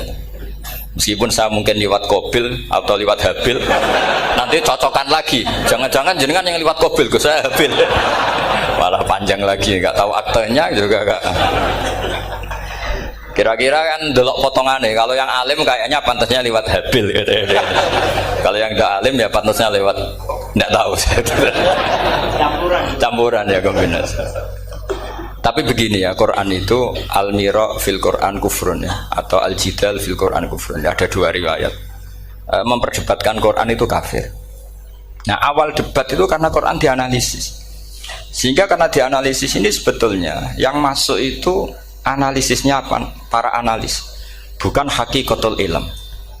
Misalnya gini, para dosen atau para peneliti itu harus pernah jadi wali. 2 menit saja, tidak usah lama-lama. Karena grup wali juga gak terima kalau ini jadi wali lama-lama, karena ada aturannya. Kalau dalam istilah Syaikhul Qadir Al-Jilani, fasalab tuhalah, kalau orang wali gak layak tak beredel katanya gitu. Misalnya begini, ada kiai yang milih zuhud, cuek terhadap perubahan zaman. Sebetulnya orang analis akan bilang itu cuek, tidak peduli dengan sekelilingnya. Tapi di dunia wali, orang cuek itu mutawakkil ala Allah. Makanya dalam kitab hikam da'it tadbir fama qoma bihi ghairuk la tuqim bihi nafsak. Sudah kamu tidak usah mikir dunia, ini sudah ada al-mudabbir yaitu Allah Subhanahu wa ta'ala. Kamu mikir, tidak ikut punya kok kamu pikir. Hidayat yang milik Allah, rezeki yang milik Allah, kamu pikir, tidak melok duwe kok pikir. Sehingga ketika dianalis ini orang yang cuek, antisosial atau tidak punya kesolehan sosial, kalau mereka ngamati orang-orang soleh yang tertutup itu. Padahal ini adalah orang yang dekat Allah.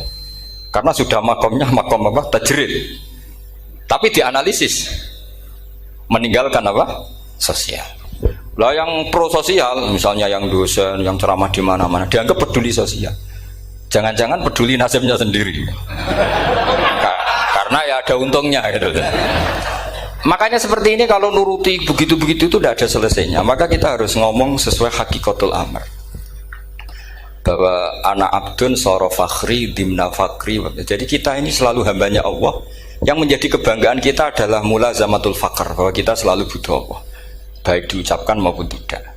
Dan itu ilmunya para wali. Jadi khawatir saya kalau alumni-alumni Al-Munawwir ini menjadi korban analisa-analisa para analis yang belum pernah jadi wali. Itu biasanya metodenya Masya Allah. Misalnya metode hafalan cepat.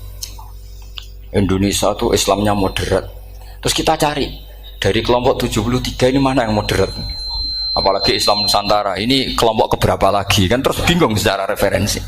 Nggak apa-apa, kita jadikan hiburan istilah Islam Nusantara, Islam moderat, Islam ekstremis, Islam, jadikan hiburan. Tapi tidak merubah ilmu kita yang mau rusak dari Rasulullah SAW, yaitu bahwa umat ini hanya terbagi 73. Itu ada riwayat mengatakan 72 masalah, yang satu benar. Tapi ada riwayat kebalikannya, 72 itu benar, yang satu salah. Itu di dunia ilmu hadis diperdebatkan kuat mana riwayat itu.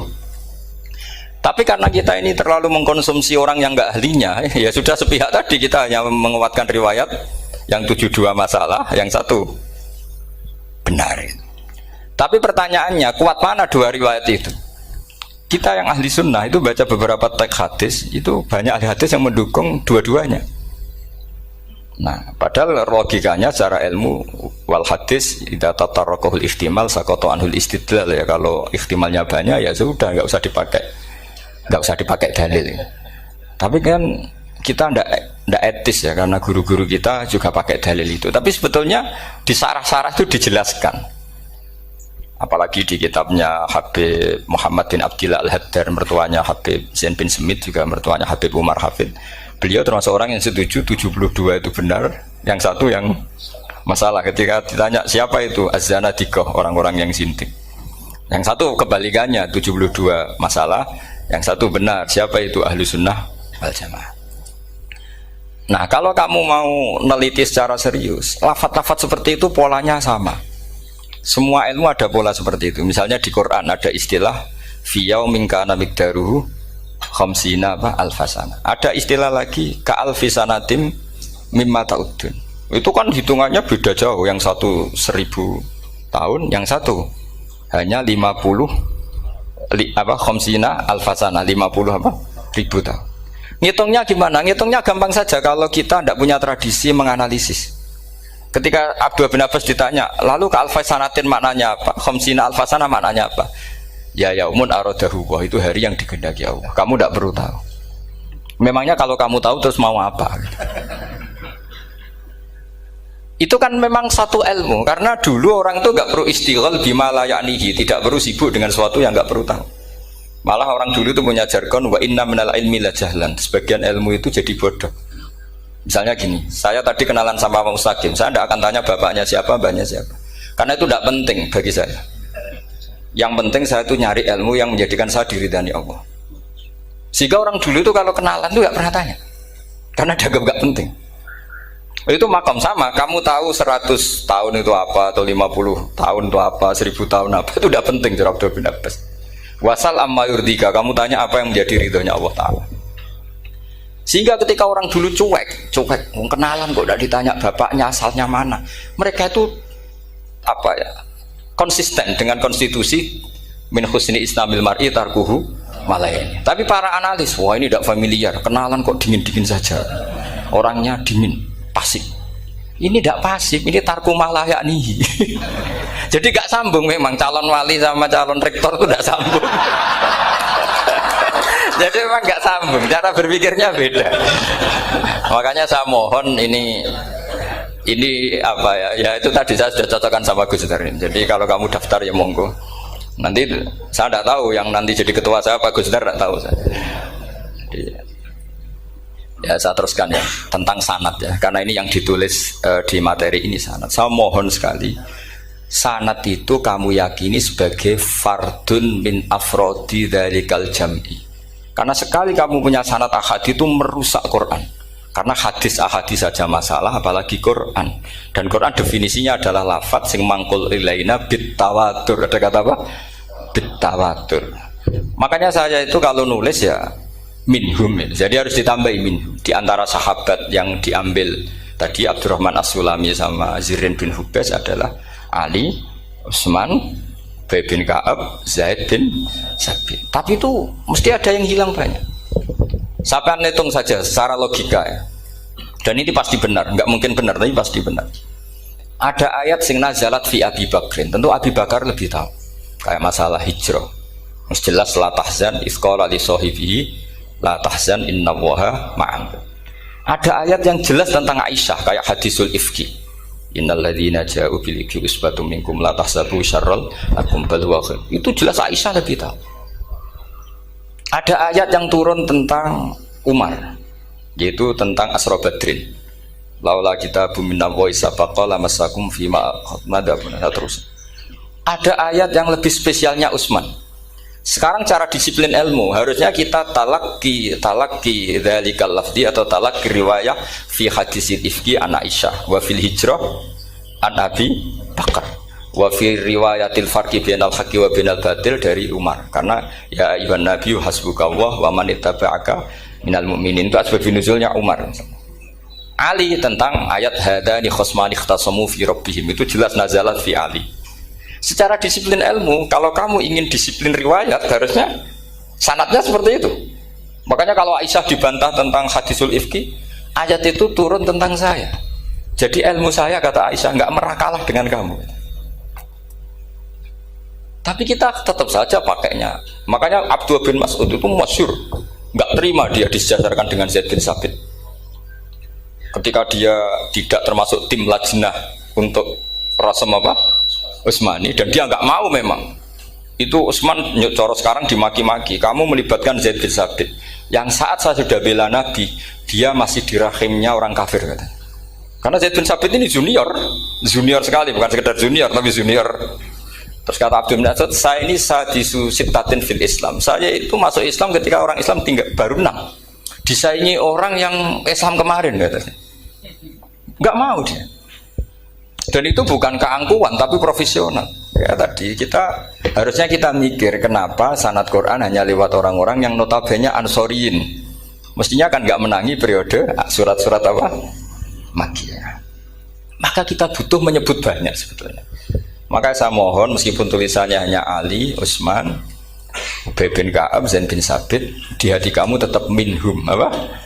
Di antara sahabat yang kebetulan mudawwan terbukukan itu. Karena ini bahaya kalau dalam ilmu riwayat, karena Quran harus riwayat itu jam'in anjam. Saya beri contoh betapa pentingnya orang-orang yang enggak ahli ilmu. Orang enggak ahli ilmu, tapi barokahnya tawatur. Tawatur itu ya mutawatir. Meskipun harus lewat mungkin takdirnya medsos atau TV atau mubalek atau orang enggak jelas-jelas, enggak apa-apa, sementing ila darajatid tawatur. Pernah ada seorang khotib masyhur itu cerita itu. Saya punya kitab yang dikarang oleh orang alim tapi jenisnya jenis peneliti. Meskipun nanti pas analisisnya saya juga agak setuju. Tapi ya riwayatnya saya setuju. Itu ada orang khotib baca ayat wala tangkihul musyrikati hatta yu'min wala amatum mu'minatun khairum min musyrikati walau ajabatkum. Dia masih baca wala tangkihul musyrikina hatta yu'minu. Masih baca bi fathit ta karena depannya bi fathit ta, belakangnya juga fathut ta. Maka maknanya menjadi gini, wala tangkihulan ojo nikah sira kabeh, karena ini mutaaddi yang ila mafulin wahid. Kowe ojo nikah sira kabeh lanang, karena ingkaha atau ya ingkahu. Karena wala tangkihu berarti la tangkiha, la tangkihu. Berarti khitabnya pada jamak mudzakkar salim. Wahai para lelaki muslim, kamu jangan nikahi lelaki musyrik.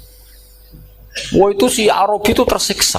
Hebatnya apa? Dawuhnya Allah kalau bakas sekelas itu nggak usah dilarang, yang mau minat tuh siapa? Karena maknanya jadi wala tangkihu, kalian para orang Islam lelaki jangan menikahi lelaki musyrik. Sing pengen nikahi Donald Trump ya sopo kan gitu. Mbok ndak usah dilarang ya kita ndak akan menikahi. Nah kebetulan yang pinggirnya khotib ini orang alim. Jari sing alim iku khotibe sing goblok. Asline ayate ra ngono. Ayate gimana? Itu bidomitta wala tungkihu. Ketika wala tungkihu maknanya menjadi benar karena wala tungkihu lan ojo nikahno sira para wali. Khitabun lil auliya, bukan khitab pada lelaki tapi khitabun lil auliya. Wala tungkihu lan ojo nikahno sira kabeh ayuhal auliya, para wali-wali, banatiku ming anak wedok sira kabeh. Ojo mbok nikahno al musyrikina ing lanangan musyrik. Berarti di sini menjadi pelarangan para wali yang punya anak putri. Wali dilarang menikahkan anak putrinya ke lelaki musyrikah. Jadi itu kamu kalau ngaji itu jangan sembrono, jangan pas kiai ini ngantuk wala tangkihu lolos terus dapat sanad wala tangkihu. Oh saya pas setor yang nggak ditegur itu kemungkinannya kan dua kiainya tidak pati dengar. Paham ya? Atau kamu ngawurnya pinter sehingga nggak konangan, nyerobot saja. Tapi bagi kita ahlul ilm itu fatal betul. Sehingga orang-orang ahlul ilm itu mesti mengharokati sekian mawadi uzalal istilahnya, karena bahaya. Jadi ya, saya ulang lagi ya, mestinya bacanya wala tangkihul musyrikati hatta yu'min bi fathita.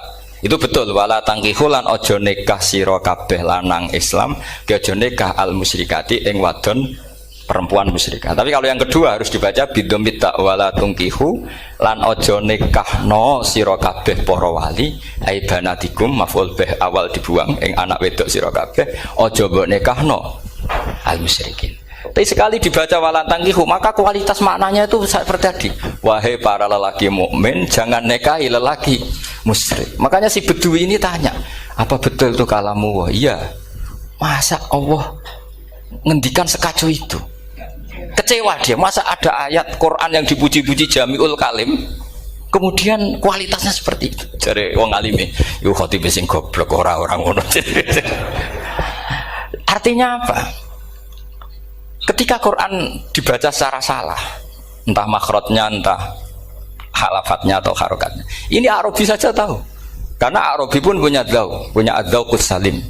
Karena adzauqus salim tidak didominasi para mukri atau para kiai atau para ahli Quran. Orang yang salimatuz dzauq juga bisa. Sehingga pernah ada seorang khotib juga, ini cerita-cerita Kedui. Orang khotib pidato. Khutbah. Fa warabbis samaa'i wal ardi innahu lahaqqum mislama annakum tantikun. Demi Tuhannya langit dan bumi, bahwa apa yang dijanjikan Allah pasti terjadi. Lahaqqun itu maknanya terjadi. Itu si Arabi tadi langsung tanya ke khotib, Pak khotib, mang dalladzi akhdobal jalil hatta al-ja'hu ilal yamin. Siapa yang bikin Allah murka sehingga Allah terpaksa sumpah? Mana orangnya? Karena kalau dalam tradisi balaghah, sumpah itu sudah tersinggung. Misalnya saya punya utang sama Gus Dar ditagih hari ini, hari Selasa. Gus utangnya bayar. Paling saya bilang, nggih Gus sesuk. Ketika sesuk ditagih lagi, nanti Kamis ditagih lagi. Kalau saya mulai tersinggung pasti wawahi. Jadi orang kalau sampai sumpah itu bukti apa? Tersinggung. Karena kalau dalam balaghah disebut kalau mukhatab tuh khaliyadz dzihni tidak usah taukid, tapi kalau mulai mutaraddid agak ragu dikasih taukid. Kalau banget nggak percaya nih dikasih sumpah. Itu mesti terusannya duga. Itu kaidah tuh, nggak bisa nggak.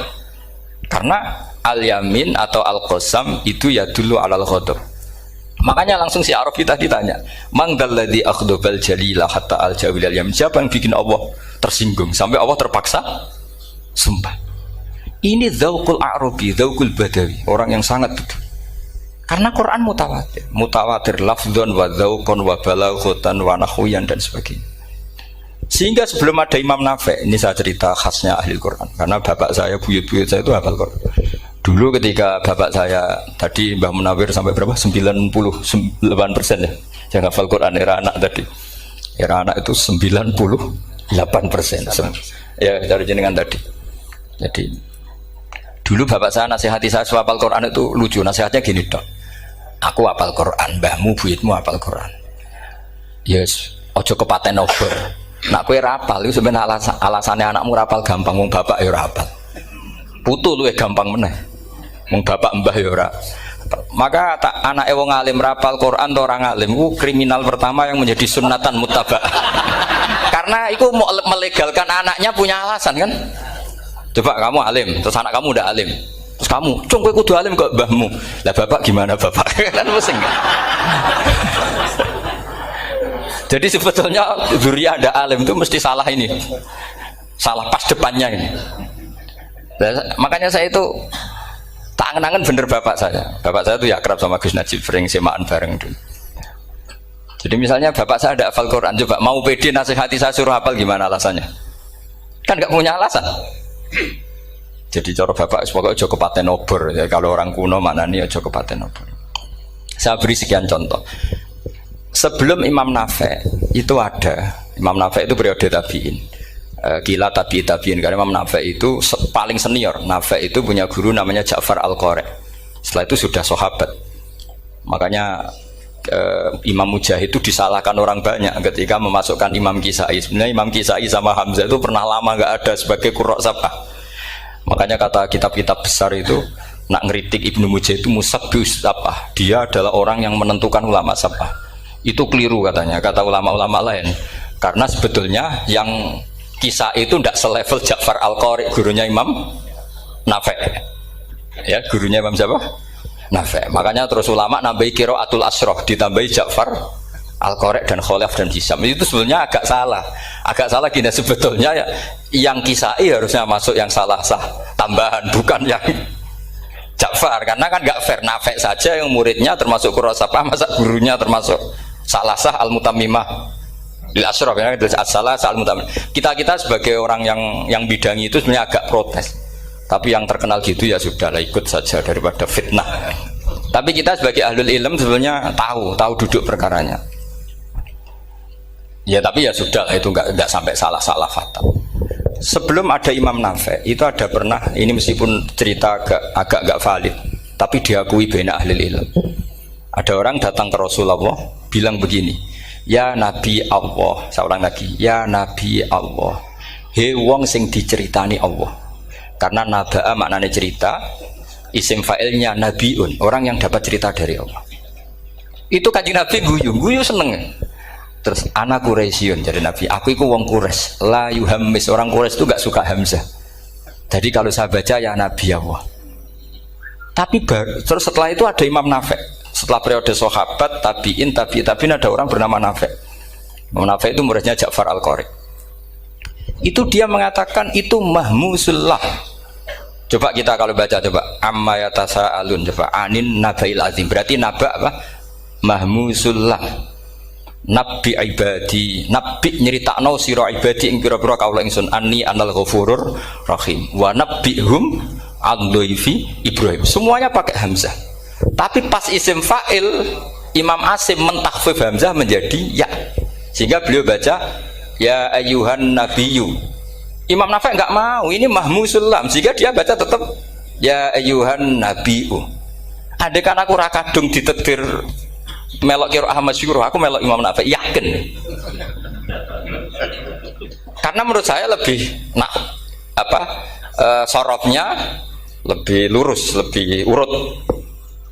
Andekan saya enggak, tapi takdir saya kan harus Asim, harus Nabiyun, enggak Nabiun. Tapi barokahnya Imam Nafi' akhirnya kita tahu. Andekan tahu-tahu ada iya, ini cara Pak Mukhtarom Busro mesti dikira nakis yai.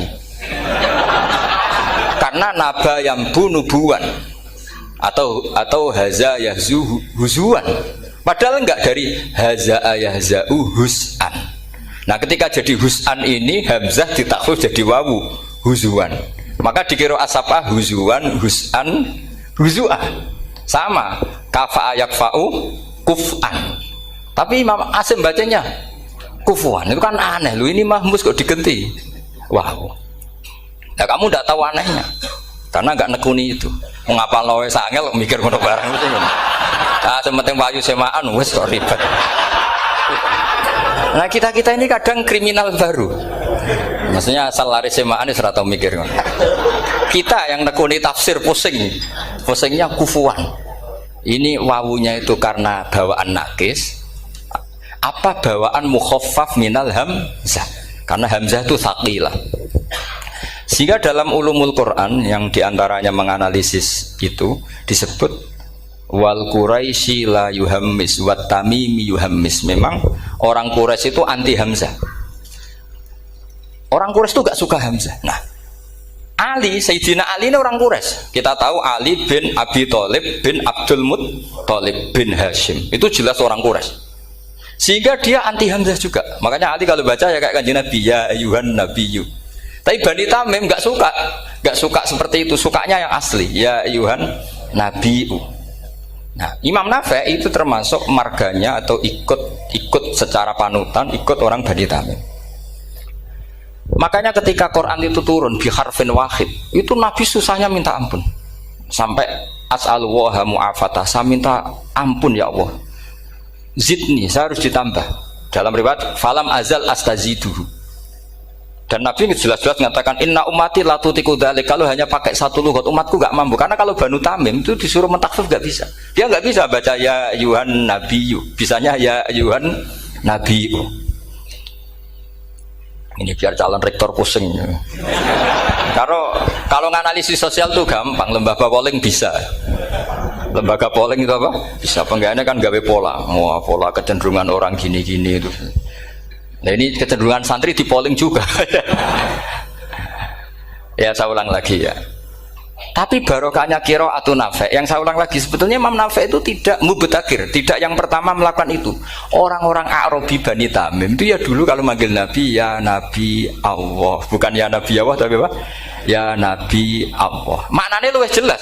He wong sing tok cerita sangka Allah. Buktinya lihat di isim di fi'il amarnya.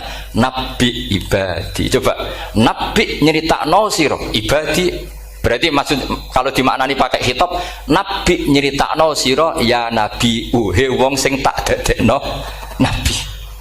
He wong sing tok cerita. Semuanya mahmus hamzah, mahmus lam. Tapi orang Quraisy nggak mau. Sehingga orang Quraisy, lah lucunya itu memang ya lucu entah keramat tak tahu. Gurunya Imam Nafi' Ja'far itu kalau untuk fi'il itu malah dia setuju ditakhfif. Makanya banyak qiraah innama yu'minu jadi apa? Yu'minu. Nah, jadi Imam Asim disalahno tidak bisa. Jadi dari Imam Asim kira-kira gini, wong aku fi'ile wis tak hamzah, mosok isim fa'ile hamzah pisan gitu. Lah sing Imam Ja'far lucu, isim fa'ile di hamzah no fi'ilnya ndak. Jadi nak baca ya yuminu muminun. Nah sorof itu ya ada sisi agak ngawur. Ini Pak Tarom Busro mesti gak terima. Sorof itu ada ngawurnya Pak Tarom. Tapi ya sudah kita terima. Ngawur dengan tanda kutip. Misalnya jenengan kalau nasrif kan amanah yu'minu imanan. Coba kalau Anda jadi fi'il mudhari. Kenapa saya tidak diiklal sendiri? Amanah asluhu amana ala wazni af'ala. Ubdilat al hamzatu saniyatu alifan mergo istimaihima fi kalimatin wahidah fasara amana imanan asluhu imanan ala wazni if'alan ubdilat al hamzatu saniyatu ya'an mergo liwuku'iha ba'da kasratin fasara imanan. Coba kalau kamu jadi yu'minu. Cuma ilmu ini gak syarat jadi rektor aman Pak Mustaqim, gak apa-apa. Syarat jadi rektor gak harus jelimet seperti ini. Tapi syarat jadi wali lah itu. Gestar ya. Kalau syarat jadi wali itu harus malah terusannya kudu wayang barang. Tadi saya cocokkan sama Gus Dar. Gus Kiai sing wayah itu kok keramat-keramat. Mbak Munawir istrinya banyak ya keramat. Mbak Kusairi Pasuruan itu Jember wayah ya. Jangan-jangan syaratnya keramat tuh. itu apa ya? Itu analisis sepihak sama saya. Cocokkan sama saya. Tapi itu ndak harus dibenarkan. Ya sudah ini cerita aja. Coba kalau Anda jadi ahli sorof, Anda kan mungkin ndak ahli sorof. Kita yang ahli sorof sama Pak Tarom itu mesti tersiksa. Mungkin saya bilang mungkin. Kalau Anda ahli betul ya silakan nanti ngaco saya ahli Gus enggak apa-apa. Amanah dielal, yu'minu tidak. Imanan dielal lagi, mukminun tidak. Nah, maka Imam Asim karena dia itu punya guru yang dari Quraisy yang tidak Quraisy. Imam Asim tuh ngepek. Lho sampean karo rasane dadi kulon nate salat hajat khusus ape protes Imam Asim. Tapi kesampean kulon nate ngipi. Mergo yo jenengan ku asline ku nuruti ilmu napa nuruti riwayat tapi tak takoki. Dan itu memang saya rencana kalau ketemu beliau di mahsyar, pertama ketemu saya itu protes itu. Pak Asim gitu kan. Jenengan itu percaya ilmu apa percaya riwayat? Karena beliau itu beberapa kali ngebar, ini saya beri contoh. Ya amanah dielal, yu'minu tidak, kan tetap hamzah. Imanan dielal, mukminun tidak. Sekarang isim fi'il amarnya. Qul ara'aytum ma tad'una min dunillah aruni madza khalaqu minal ardi am lahum syirkun fis samawati tuni fis samawati tuni. Karena dia tahu ata yu'ti itaan fa huwa mu'tin wa dzaka mu'tan terus i'ti apa iti. Imam Asim ngeper dua kali, dia tahu orang Quraisy pasti gak suka hamzah, maka bacanya iti. Orang Bani Tamim mesti sukanya hamzah iti. Daripada ribet tak waca ping pindho. Jadi makanya ini mau saya tanya, jenengan niku wedi guru? Karena dia punya guru dua, turunan Bani Quraisy sama Bani Tamim. Akhirnya dia baca ya fis samawati tuni fis samawat itu nih. Nah murid-murid itu karena nggak paham wis pokoknya ini rokno. Tapi sebetulnya itu permainan sorof kelas tinggi. Meskipun sorof dikarang ya ono kacone juga. Dulu Mbah Maksum Ali ketika ngarang sorof, mantunya Mbah Hasyim Asy'ari namanya Mbah Maksum Ali. Jadi dua ahli sorof tuh Maksum Ali sama Mbah Ali Maksum. Mbah Maksum Ali kemarin digojlok sama temannya kan fa'ala yafulu fa'lan contohnya nasoro yang suruh nasron. Bareng fa'ala yafilu fa'lan contohnya dorba yadribu dorban. Kang kok cepet temen bar nulung kok mentung Kang. Fa'ala yafulu itu contohnya nulung bareng fa'ala yafilu kok wis mentung. Jawabe Mbah Maksum donya Kang. Kok kecepetan maksudnya masuk bar nulung kok terus. Jadi karena kadang orang yang ditulung ya dablek harus dipentung gitu. Saya beri contoh. Jadi kelihatan Imam Asim itu nyuwun sewu juga tidak konsisten. Imam lain juga tidak konsisten. Tapi tadi semua itu barokatul ilm. juga barokatul riwayat. Kamu jangan hanya bilang itu barokatul riwayat, juga barokatul ilm. Coba sekarang tak bedai. Allahu yastahzi'u, fiilnya dipakaikan hamzah. Qiraah lain mesti jadinya yastahzi. Jadi seputar qiraah pasti masalahnya itu hamzah. Nah, sekarang misalnya ada hamzah jejer hamzah, pilihannya apa? Mesti pilihannya sama.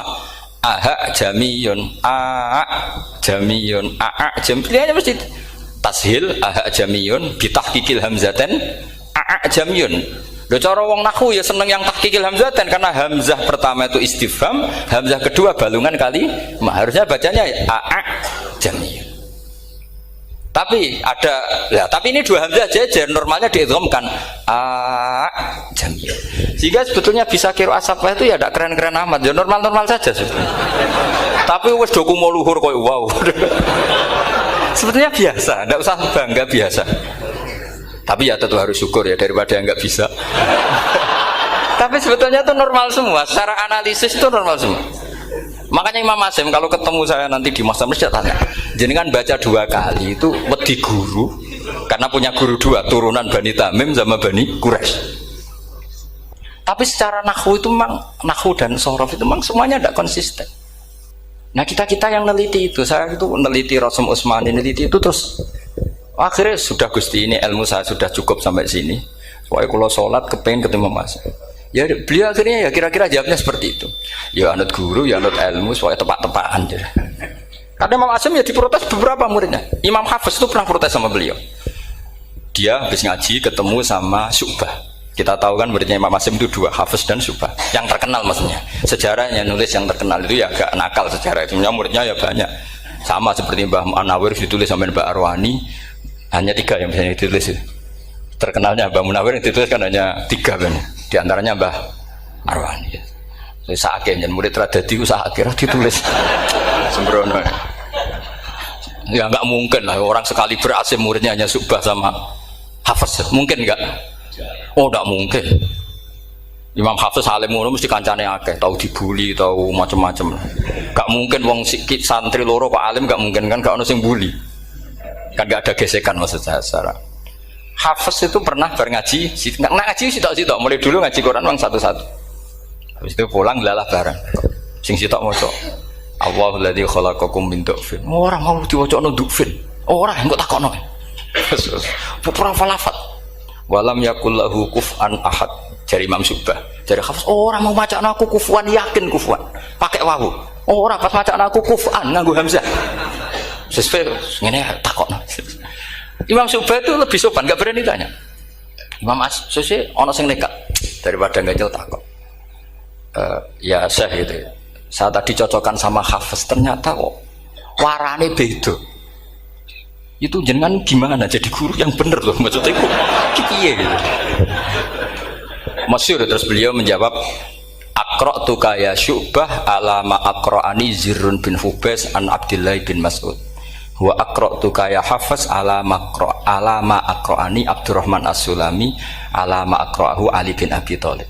Jadi sebetulnya sanad 2 itu gak bisa digabung. Justru kalau kamu nyebut Abdul bin Mas'ud itu jalur Zirrin bin Hubais yang terus Asim. Itu bacanya seperti itu, kuf'an atau kufu'an bil hamzah. Yang jalurnya Asim apa? Kufu'an. Akhirnya huzuan ya jadi korban karena sama. Haza, coba yang maknanya ngenyek itu haza nakis apa haza mahmus? Haza mahmus. Istihza kan pakai hamzah. Tapi di masdarnya huzuan. Tapi kalau kamu ngaji sorof sama Pak Tarom, haza ayahza'u husan atau mosok selonong dari huzuan. Tapi kalau kamu ngaji Quran huzuan. Tapi kalau ngaji sorof. Nah sekarang is'al juga sama. Nah ini saya yakin alumni ini pasti senang karena jarang guru menerangkan itu. Mungkin saking sopannya atau saking tidak tahunya. Bagaimana dua-dua. Mungkin saking sopannya atau saking tidak tahunya. Coba sekarang masalah terjadi di Sa'ala yas'alu soalan. Terus pokoknya fahuwa sa'ilun wa dzaka mas'ulun. Kamu milih fi'il amar mana? Sal apa is'al? Sal apa is'al? Isal wasal. Ayo ngaco. Partai-partainan ayo. 01. Coba 01 milih apa? Enggak jawab. Isal 02. Sal. Dua-duanya Imam Asim juga agak konsisten. Ada beberapa yang dia jelas baca sal. Sal Bani Israel. Sal takok sira Bani Israel. Ya, sal kan? Sal Bani Israel. Sal takok sira Bani Israel. Tapi was'alhum was'alil Qaryah. Tapi Ibnu Katsir baca apa? Was'alhum gitu. Ibnu Katsir semuanya dibaca sal. Was'alhum dibaca apa? Was'alhum. Was'alil Qaryah. Was'alil Qaryah. Jadi kita baca was'al. Tapi Imam Asim kalau ditanya, kok kamu bacanya gitu? Padahal di juz 2 jelas sal Bani Israel. Juz 2 itu yang sal Bani Israel. Sal takok siro Bani Israel. Karena fi'il amar memang kadang orang Arab bilang is'al, kadang bilang sal. Nah, coba kalau kamu jadi saya, pusingnya bukan main. Untuk daftar wali itu pusingnya bukan main. Harus melalui, karena saya tidak ingin jadi wali lewat jalur sabar, ingin jalur alim. Itu memang agak berat. Jadi wali itu ya fakir sabar ya wali. Dan itu ya berat juga. Fakir itu kan ya berat. Bojo ngamuk, tonggo ora percaya, itu kan ya berat juga. Tapi saya tidak ingin lewat jalur itu repot. Diutang tonggo, ditagih repot. Terus kedua jalur bojo judes itu ya repot lagi. Kan dulu ada wali bojone judes jadi wali, bareng bojone apian nggak jadi wali. Masyhur itu di Uku dulu Jen, ada orang wali. Dia ke hutan, temannya datang, mana suami kamu? Wah, nyari kayu di hutan, memang tidak punya pekerjaan lain, semoga dimakan macan. Orang suami nggak jelas, mulai dulu profesinya hanya cari kayu. Datang itu kayunya seonggok itu di bawah harimau. Wah, keramat. Suatu saat cerai, terus temannya tadi datang, di mana suami kamu? Nyari kayu di hutan, doain selamat, kasihan, mulai dulu. Pulang dipikul. Terus ditanya, loh kenapa kamu sekarang kamu pikul tidak pakai harimau? Semenjak istri saya solihah, saya ada wali. Keramat. Itu juga pilihan. Ya. Jadi pilihan kedua itu, ini kamu ingin daftar mana? Fakir sabar, fakir sudah fakir, istrinya judes, itu juga cepat.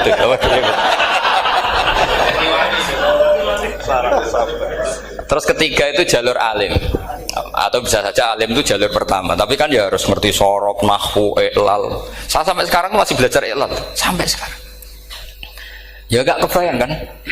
Sekarang tak teruskan lagi. Sa'ala yas'alu soalan. Fi'il amarnya milik is'al wasal. Dipakai semua. Buktinya juz 2 langsung sal. Tapi kalau ada wawu atau fa, Imam Asim bacanya fas'al. Fas'al bani, fas'alhum wasalhum. Tapi Imam Ibnu Katsir tetap baca apa? Fasaluhum. Siapa yang pernah belajar siapa? Ibnu Katsir baca apa? Fasaluhum. Yang kita baca fasaluhum dibaca apa? Fasaluhum. Yang wasaluhum dibaca apa? Wasalhum. Wasalil Qaryah dibaca wasalil Qaryah. Nah, itu akhirnya punya efek di sistem Rasam Utsmani. Rasam Utsmani meskipun kita ala qiraati Asim, itu nulisnya tetap wawu, sin, suratul ya, lam. Berarti hanya berapa kalimat? Yang wasal itu wawu, sin, suratul ya, lam. Berarti hanya 3. Wawu, sin, lam. Nggak boleh dalam Rasam Utsmani kamu nulis wawu, alif, sin, alif ngadeg maudhi'ul hamzah, baru lam. Karena kalau seperti itu bacanya harus wasal, gelem ra gelem. Jadi kalau Ibnu Katsir ketemu orang nulis wasal begitu dia ngamuk. Aku agak duwe peluang. Nah, iya kalau ditulis pakai wawu, alif, sin, alif maudhi al hamzah, terus lam. Berarti hurufnya berapa? 5. Mau tidak mau harus dibaca apa? Wasal. Makanya Rasam Utsmani itu harus ditulis tanpa alif maudhiul hamzah supaya Imam Ibnu Katsir punya peluang baca wasal. Nah, itu pentingnya menetapkan Rasam Utsmani biar qiraah lain punya peluang. Dan itu ada disiplinnya juga. Tapi kan kita sudah kadung ikut partai tadi, wasal. Ya sudah seperti itu. Ada lagi menyangkut mudhoaf. Kalau kamu nasrib coba mau ngetes Pak Taro mungkin ya ikut dites gak pantas. Madda ya mudhu apa coba? maddan wa mamaddan bahwa madun wada kamam. Kamu partainya umdud apa muda? Oh ini umdud ini. Umdud coba ngaco yang umdud berapa? Umdud apa muda? Muda apa umdud? Ya keliru semua atau benar semua karena Quran pakai dua-duanya kan masyhur tuh wa fuqaha sumudhumun fi sakan di kaunihi bimud madra fitaran nahu halal tu mahal fi jasmin wa shibhil jasmi takhirun kufi. Quran pernah pakai dua-duanya ya ayyuhalladzina amanu mayyartadda berarti pakai partai idgham mayyartadda tapi ada ayat wa mayyartadid artinya Quran dia pernah pakai idgham dia pernah pakai tidak idgham wa ma yushaqillaha berarti idgham ada yang yushaqik berhubung iltiqa sakinan yushaqikir rasul dan seterusnya berarti pernah Quran pakai apa fakul idgham yushaqik pernah pakai idgham yushaqi sama ya ayyuhalladzina amanu mayyartadda pakai apa idgham tapi ada ayat wa may yartadid. Nah kita sebagai peneliti itu baca itu ya Allah. Makanya Imam Sibawa itu pernah baca Quran itu sujud berkali-kali. Ya Allah betapa hebatnya engkau. Semua lughat yang terjadi di Arab pernah dipraktekkan di kitab jenengan. Sampean kan gak tahu sujud perkara ngono. Karena ora beda nih. Malah kadang yartada be yartadid maknane beda. Padahal itu mau idgham be fakul idgham. Jadi ilmu makanya ini ngaji karena saya taat sama Gus Najib. Sebenarnya saya tidak punya keinginan ngalimkan jenengan, nggak boleh alim dalam sesaat udah. Masa ngaji setengah jam alim nggak mungkin. Tapi ya cukup lah lucu-lucunan cukup lucu-lucunan. Godonya ulah ibun walahun maksudnya itu. Sama tidak usah tersinggung dunia ulah ibun. Nanti Gus Pak itu gimana ngaji dianggap lucu kan? Baca Quran itu lama saya. Quran itu mengistilahkan dunia innamal hayatud dunya la'ibun sudah relax saja. Sehingga saya bilang lagi, betapa mutawatirnya Quran. Buktinya sebelum ada Imam Nafi, sudah ada orang Arabi yang ngomong ya Nabi Allah. Dan itu mengenakkan kita. Akhirnya kita tahu, walam yakullahu kufuwan ahad. Maknahu kufuwan ahad. Meskipun lafadznya pakai wawu, karena kita tahu wawu itu hasil takhfif dari hamzah. Paham ya? Kita kalau ngaji bab nikah itu sebaiknya pakai yang kufu, kafaah pakai apa? Hamzah. Maka terjadi perdebatan ulama. Pertanyaannya gini, lalu ketika ada wawu itu suratun lil hamzah apa ainul wawi? Saya ulang lagi ya. Kalau ada wawu itu suratun lil hamzah, gambaran hamzah apa memang itu wawu? Imam Asim milih ya memang itu wawu. Tapi Imam Asim juga agak konsisten. Di bab dhammah dia nganggap itu wawu, di bab kasroh tetap hamzah. Ketika ulama lain di bab kasroh nganggap ya. Nah, jajal tak beri contoh. Imam Asim baca walam yakullahu kufuwan. Tapi kalau biliko irobbihim pakai apa? Hamzah. Padahal tulisannya ya. Maka pertanyaannya, ya di situ itu apakah hamzah? Apakah memang ya? Maka kalau kita ngaji nahwu itu jaa umruun suratul wawi. Ra'aitu imro'an suratul alif marartu bimri'in suratul ya itu ngaji gitu. Jadi lagi-lagi daftar wali lewat jalur alim itu ya susah karena harus melajari itu semua. Saya tidak ingin jadi wali lewat jalur fakir sabar diutang tonggo iso nyaur itu ya roro damu bojo ya loro ra enak damu. Jadi wong alim sinau ya loro. Maka berbahagialah orang yang enggak daftar wali karena enggak repot. Cukup jadi penggemar aman, apa? Karena nanti jadi wali itu harus kecewa loh. Karena misalnya jadi wali, Syablu Qadir Jalani masuk surga. Ternyata pengumuman kedua dan para penggemarnya. Artinya segampang itu Allah. Yang jadi padahal Syablu Qadir itu tirakatnya puluhan tahun. Harusnya kan beliau masuk surga. Sudah itu pantas. Ternyata pengumuman kedua dan para penggemar. Itu andekan beliau oleh kasut piye tuh. Aku tirakat tenan disaingi. Makanya saya juga harus siap kecewa nanti misalnya. Karena tadi Gus Pak masuk surga misalnya. Perjuangan saya luar biasa. Sinau Rasul Utsmani, sinau Kiro Ashab, semua macam-macam. Jebule pengumuman kedua dan para yang hanya lewat YouTube gak jelas-jelas. Tapi Tapi ya sudah lah, Allah itu baik ya sudah. Jadi ya tapi Abdul Qadir ya tentu tidak kecewa. Maksudnya ya beliau orang soleh mesti tidak kecewa. Cuma yo kok segitunya, baiknya Allah cek segitunya. Akhirnya ternyata segampang itu pengumuman gelombang kedua. Ya saking rahmatnya Allah itu ya sudah gitu. Ya saya mohon alumni sini itu mempelajari juga, terutama yang ahli lah, supaya kita ini tahu kenapa Imam Asim baca 2 kali. Jangan kalau ditanya pokoknya kok guru ngono ya pancen kok guru gitu. Jadi karena Imam Asim itu bias itu ya mau tidak mau, karena i'ti mau tidak mau kan ini ada kasroh sebelum hamzah, normalnya diganti apa? Ya iti, buktinya apa? Ata yu'ti ita ana wa ita izzakat. Aslinya apa? Ita izzakat. Jadi gak konsisten. Tapi justru itu menjadi kelihatan alimnya. Memang gak perlu konsisten. Orang Arab sendiri gak konsisten. Makanya kalau Imam Muslim ditanya, kenapa jenengan gak konsisten? Wong riwayatnya memang gak konsisten karena Bani Tamim baca bil hamzah, orang Quraisy gak suka hamzah. Makanya masyhur wa Quraisyun yuham apa lam yuhammis wa Banu Tamimin yuhammis. Sama kalau baca itqan atau baca takbir itu kaidahnya gitu. Bani Tamim suka hamzah, orang Quraisy gak suka. Makanya Nabi tadi gejolkannya gitu, ya Nabi Allah, jawab Nabi guyu-guyu, anak Quraisyun, aku itu wong Quraisy, jadi aku baca ya Nabi Allah. Terus orang Tamim guyu-guyu, terus ya itu terus jadi termasuk jadi kiro asap lah.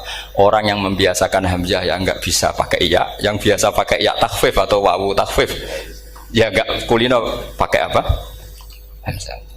Jadi ini apa bagian dari apa ya diskusi. Saya mohon nanti jangan banyak tanya, ini enggak acara kampus ini. Kiai itu takut. Saya itu sebenarnya paling enggak suka acara seminar ditanya, karena orang tanya itu dua. Satu orang yang enggak peduli. Wes ngerti nak ilmunya itu tidak terjawab lewat pertanyaannya, tetap aja tanya. Karena enggak tahu itu satu bawaan bodoh, dua bawaan berengkel. Lah kalau bodoh itu barang aib itu harus ditutupi, enggak boleh diketok-ketok no gitu.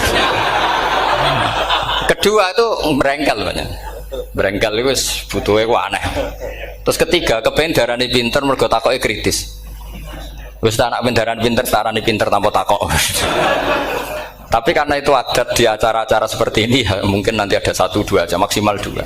Tapi jangan tanya yang 3 jenis itu. Latas alu an asya intu bedalakum tasukum. Allah sudah, kamu jangan tanya sesuatu yang kalau kelihatan malah kamu kelihatan bodoh. Misalnya tanya sesuatu yang dohir, mesti nanti Gus Hamid guyu, Gus Darbi ngono kok ditakon, sini santri kerap ya kan mesti gitu. Lah nak takon anem wangel jlimet, mesti takonku kalemku kok paham apa ora paham.